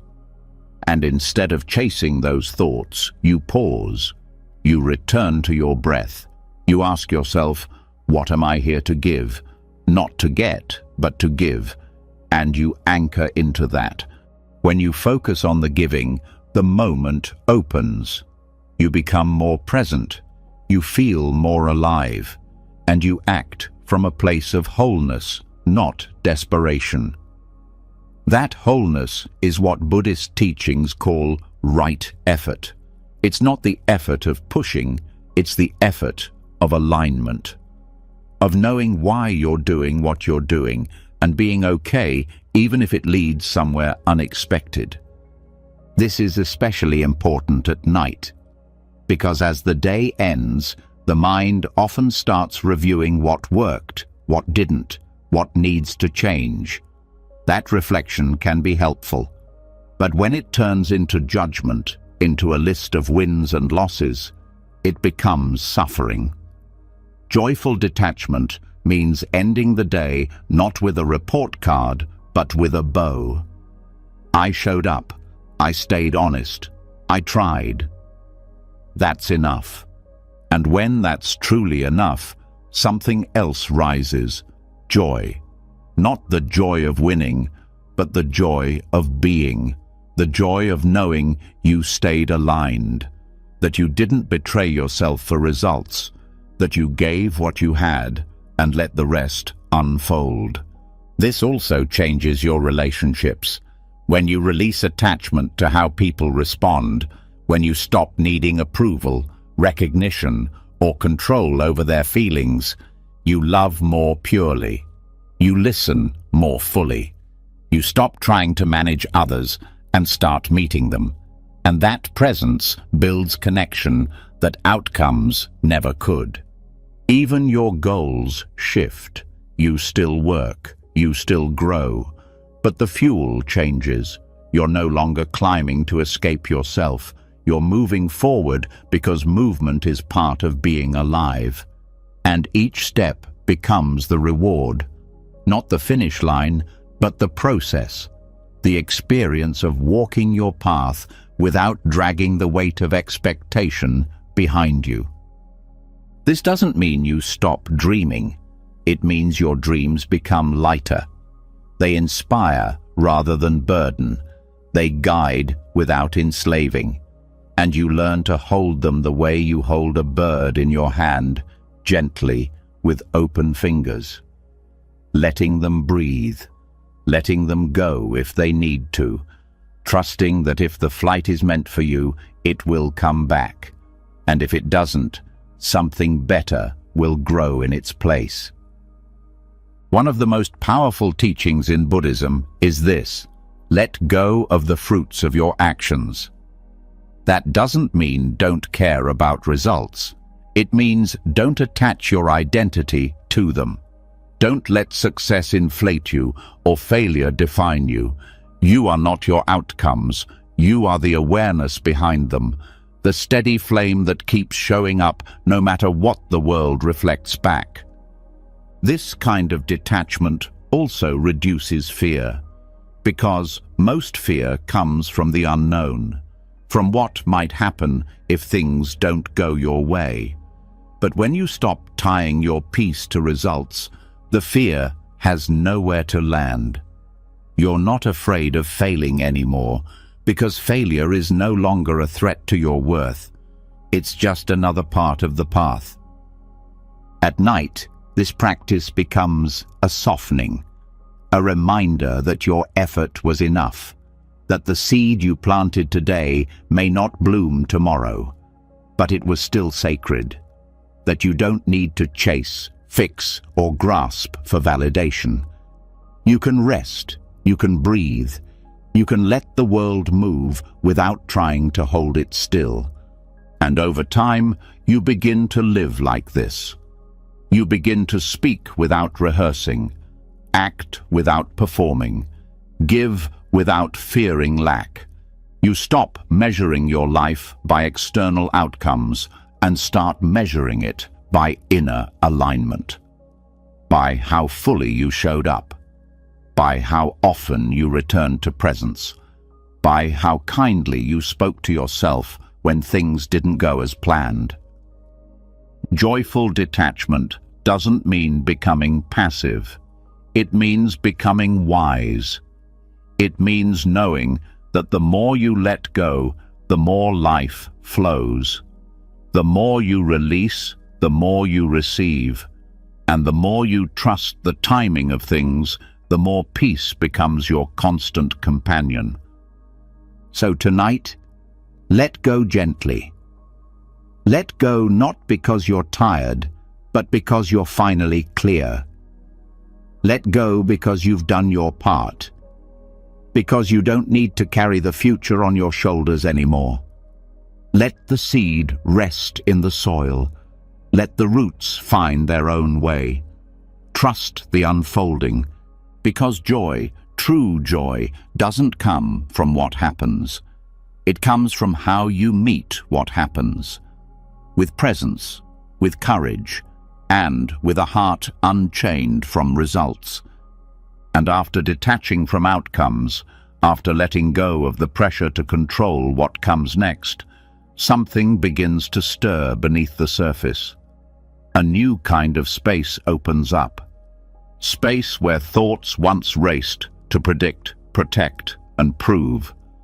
But even as you learn to loosen your grip on results, there's still something that lingers. Thoughts that feel heavy. Emotions that echo long after the moment has passed. Not because they're true, but because they're familiar. And here, in this quiet aftermath, comes one of the most important shifts of all, learning how to transform those negative thoughts, not by escaping them, but by recycling them into wisdom, turning mental clutter into clarity. This is where growth doesn't just happen, it's created from what once weighed you down. Buddhism doesn't promise a life free of negative thoughts. The mind will always produce them. That's what it does. It reacts, it remembers, it predicts.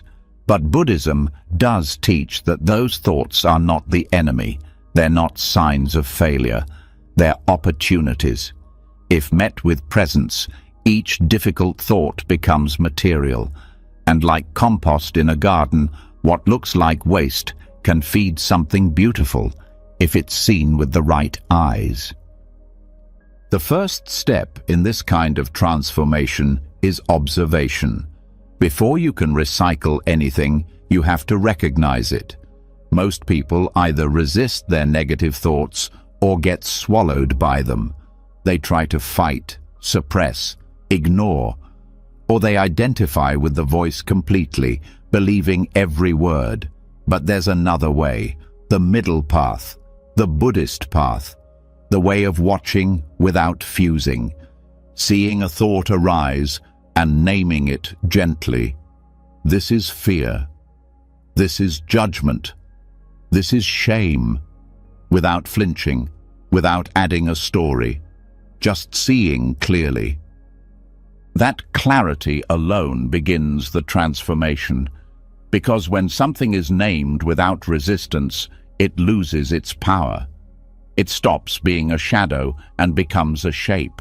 And once it has a shape, you can hold it, you can examine it, you can start to understand it, not with analysis, but with awareness.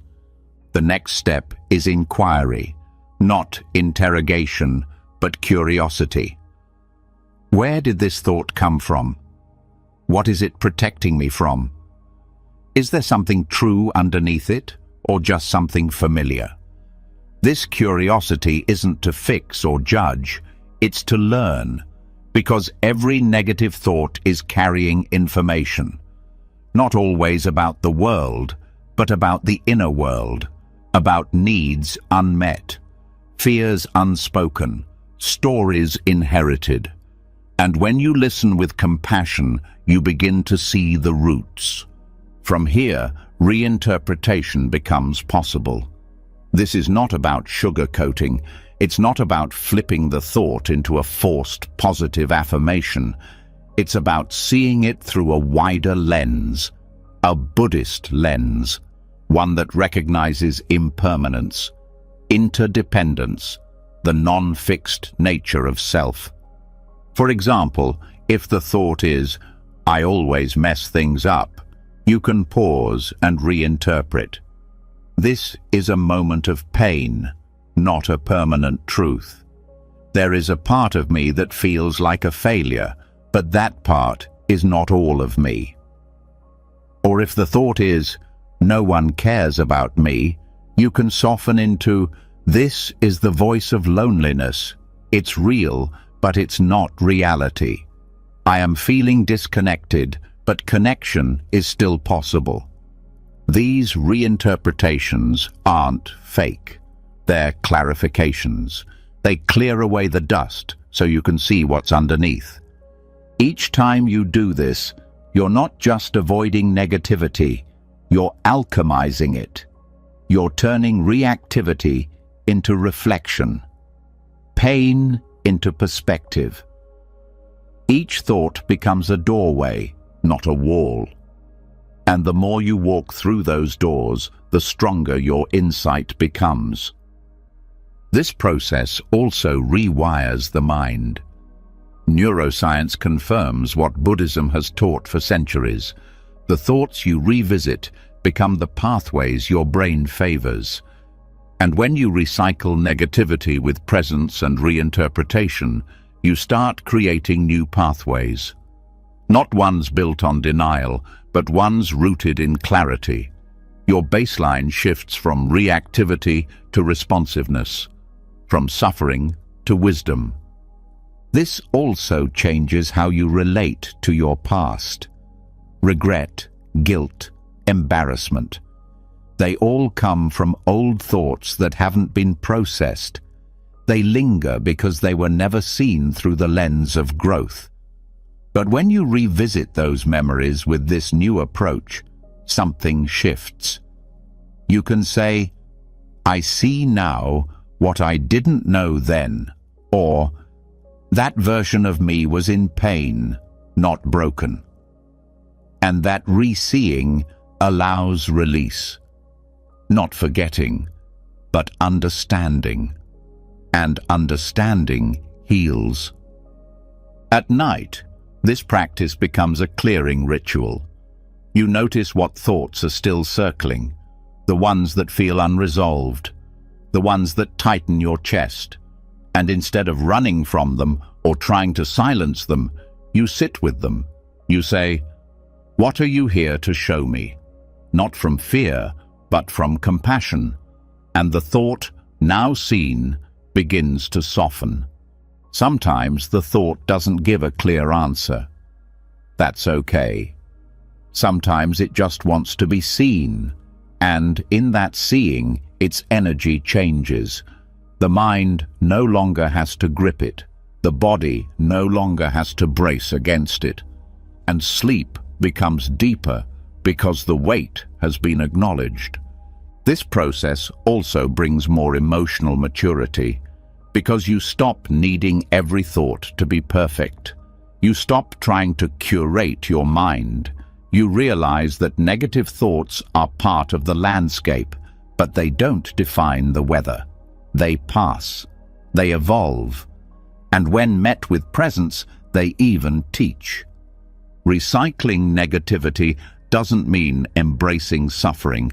It means using what arises to understand yourself more deeply. It means not wasting pain, not letting discomfort just pass through, but turning it into fuel, into clarity, into compassion. And this isn't just about personal healing. The more you practice this internally, the more skillful you become with others. You recognize their negativity as familiar. You don't react to their anger or fear. You see it. You hold it the way you've learned to hold your own. And that holding creates space. Space for connection. Space for change. This kind of inner work is subtle, but it builds resilience that nothing can touch. Because now, even in the midst of difficulty, you know that growth is still possible, that clarity is still available, that even your worst moments can be compost for the most beautiful insights. So, tonight, let your mind speak freely, not to indulge negativity, but to give it room to be seen. Let each heavy thought be held in the hands of your awareness. Let each fear be named. Let each judgment be met with curiosity. And then choose gently to reinterpret, to reframe, to replant the energy into something new. You're not here to control every thought. You're here to meet them, to listen, to learn, and to turn what once felt like a burden into a source of light. This is mental recycling. This is how the mind becomes a garden. Not by erasing the weeds, but by turning them into nourishment. Thought by thought, breath by breath, you grow.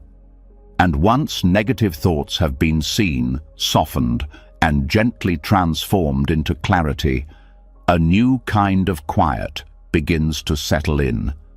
Not just the absence of pain, but the presence of something deeper.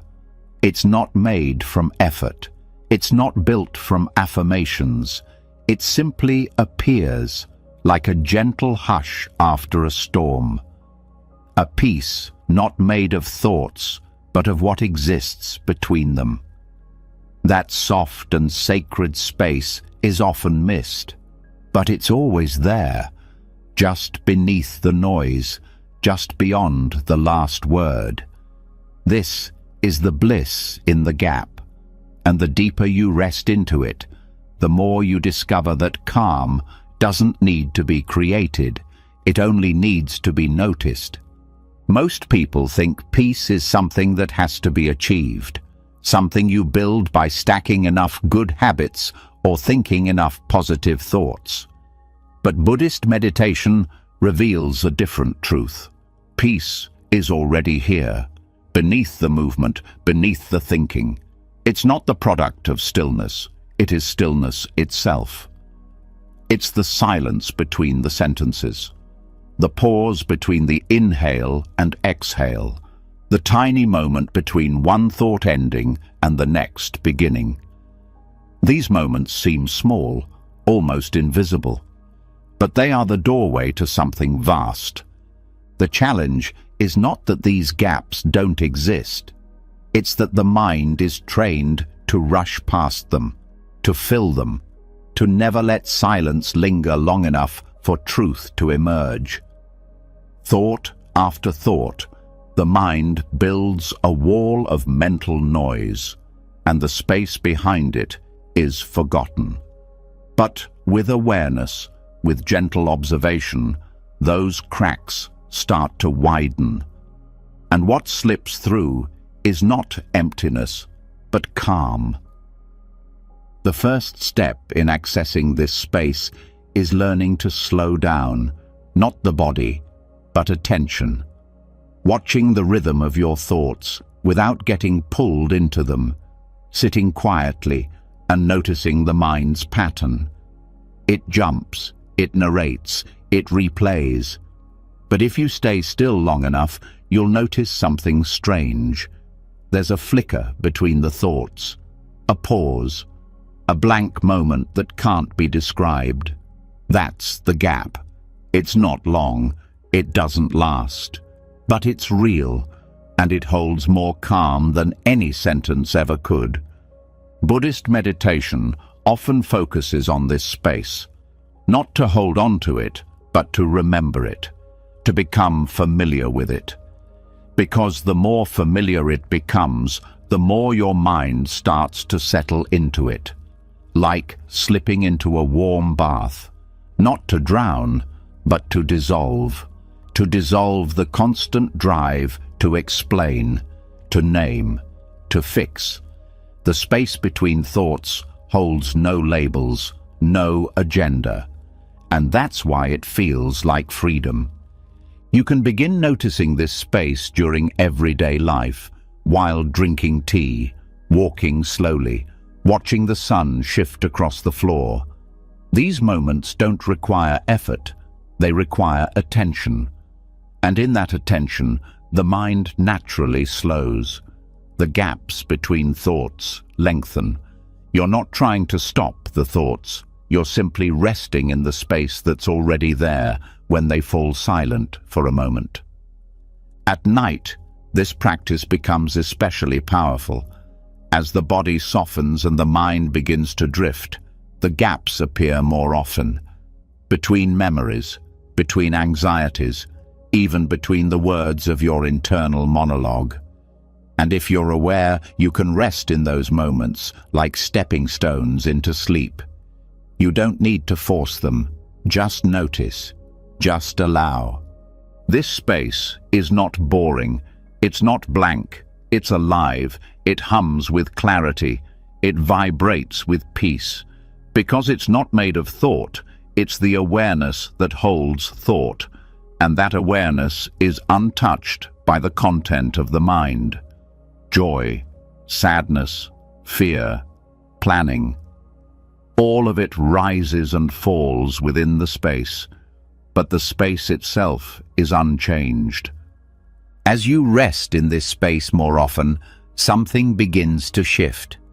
You start to identify less with the thoughts and more with the awareness. You stop believing every sentence the mind speaks. You begin to understand that not all thoughts need your attention, that most of them are echoes, habits, and that underneath them is something deeper, something real. This doesn't mean you reject thinking. Thoughts are useful, necessary, but they are not you. They are not your peace. They are only waves, and beneath those waves is an ocean, silent, still, holding everything without clinging to anything. Even the breath becomes a doorway to this space. At the end of the exhale, there is a pause, a natural stillness before the next breath rises. That pause is the gap, and if you rest your attention there, even for a few seconds, you will feel it. The body relaxes, the chest opens, the thoughts quiet. Not because you silenced them, but because you entered a space where they are no longer needed. This practice also brings perspective, because when you spend time in the gap, you begin to see how temporary every thought is, how fast they come and go. And when you see that, you stop holding on to them so tightly. You stop identifying with every fear, every doubt, every reaction. You realize this too will pass, because it always does, because it always has. And in that realization, peace is no longer fragile. It becomes your baseline, your home. You carry it with you, not because you created it, but because you stopped covering it up. There's a phrase in Buddhist teaching, the silence before the word is the sound of truth. That silence is what lives in the gap. It doesn't speak, it doesn't argue, but it communicates something unmistakable, that you are already whole, that nothing is missing in this moment, that peace is not something you earn, it's something you return to. You don't have to make this complicated. The next time you sit or walk or lie down, just begin to notice the edges, the quiet after a thought ends, the space before the next one begins. Stay there, even for a breath, even for a blink, and let that stillness teach you what no book ever could. This practice doesn't need perfect posture or hours of meditation. It needs presence, it needs curiosity, and it needs the willingness to stop filling every gap with something to do, something to say, something to solve. The more you rest in the space, the more you trust it, and the more you trust it, the more it reveals itself, until eventually the gap is no longer just a moment. It becomes a way of seeing, a way of being, a place you carry with you. So tonight, as your thoughts begin to slow, notice the stillness between them. Notice the space between your breaths, the pause before a dream begins, and let yourself float there. Let yourself rest in the calm that's already waiting for you, not at the end of thinking, but in the spaces in between. This is bliss in the gap, and it's always been yours. And as you begin to feel the stillness that lives between thoughts, as you taste the quiet truth hiding in each pause, a deeper realization emerges. It's not just the silence that brings peace, it's the absence of striving. The mind isn't calm simply because it's quiet. It's calm because, for once, it isn't reaching. Not reaching for the next solution, the next moment, the next improvement. In the space between thoughts, there's no chase. And in that space, something radical can finally be seen clearly. This moment, exactly as it is already enough. Not because it's perfect, not because it meets all your hopes, but because the need for more was always the barrier to peace. This next teaching reveals that truth in its most luminous form, the radiance of enough. The human mind is conditioned to want, to stretch forward, to imagine what's missing. This impulse isn't evil, it's natural. It helped our ancestors survive, build and improve. But it also created a loop that says happiness is somewhere else, somewhere just out of reach. I'll feel peace when I achieve this. I'll feel joy when I fix that. I'll finally relax once I've earned it. And so the chase begins, and never ends. But Buddhist wisdom doesn't follow that path. It stops. It turns around. It looks at the moment directly and says, "This is it." Not in resignation, but in reverence. Because what makes this moment enough isn't its contents. It's your willingness to meet it without demands. The realization of enough doesn't mean nothing should change. It doesn't mean complacency. It means your peace no longer depends on change. You still move, you still grow, but not from lack, not from the belief that something is missing. You act from fullness, not from hunger, and that shift is everything. This practice starts with presence, noticing the moment without adding anything to it, sitting, breathing, feeling, and letting go of the story that something else is needed right now. That story is the source of tension. Even in peaceful moments, it whispers, more would be better. But the moment you stop chasing better, you meet the richness already here. The mind often resists this. It believes that if you stop striving, you'll become lazy or lost, that you'll lose your edge. But that belief is rooted in fear, not truth. In reality, people who rest in enoughness aren't passive, they're powerful, because their energy isn't scattered, their actions are clear, their presence is strong, they're not chasing peace, they're embodying it.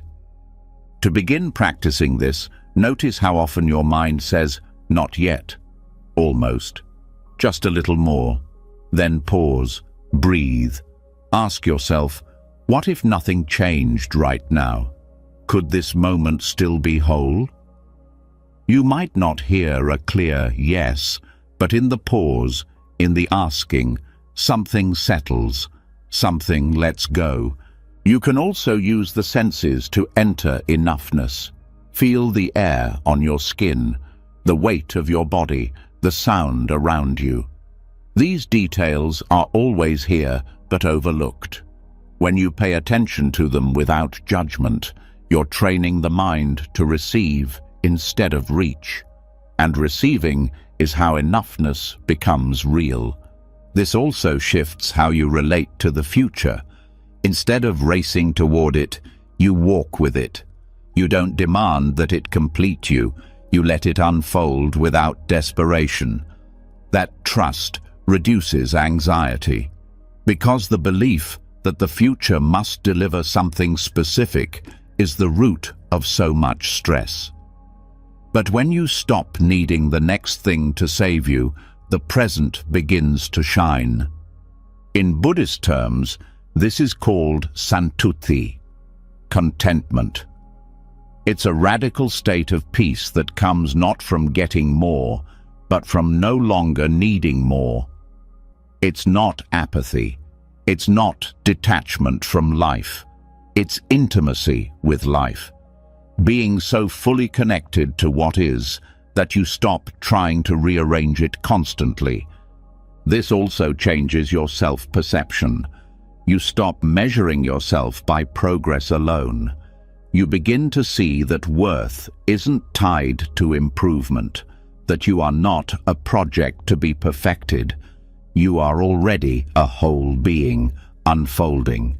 You can evolve without the harshness of never feeling good enough, because you've remembered something sacred. You don't need to become more to be worthy of peace. Even relationships are touched by this. When you no longer depend on others to fill the sense of not enough, you love more freely. You listen without trying to extract. You give without hidden expectations. And you receive without guilt. That creates space for genuine connection, not based on filling each other's emptiness, but on sharing your mutual fullness. At night, this practice becomes a form of release. As your day ends, the mind may want to evaluate, calculate, or regret. But you can offer it a new instruction. This day was enough. Not perfect, not everything you hoped, but enough to rest, enough to let go. And when you rest from that place, sleep becomes deeper. Dreams become kinder, because the body stops bracing against what wasn't finished. This doesn't mean you never strive again, but the striving is different. It's cleaner. It's not desperation, it's expression. You grow not to fix something broken, but to expand something already alive.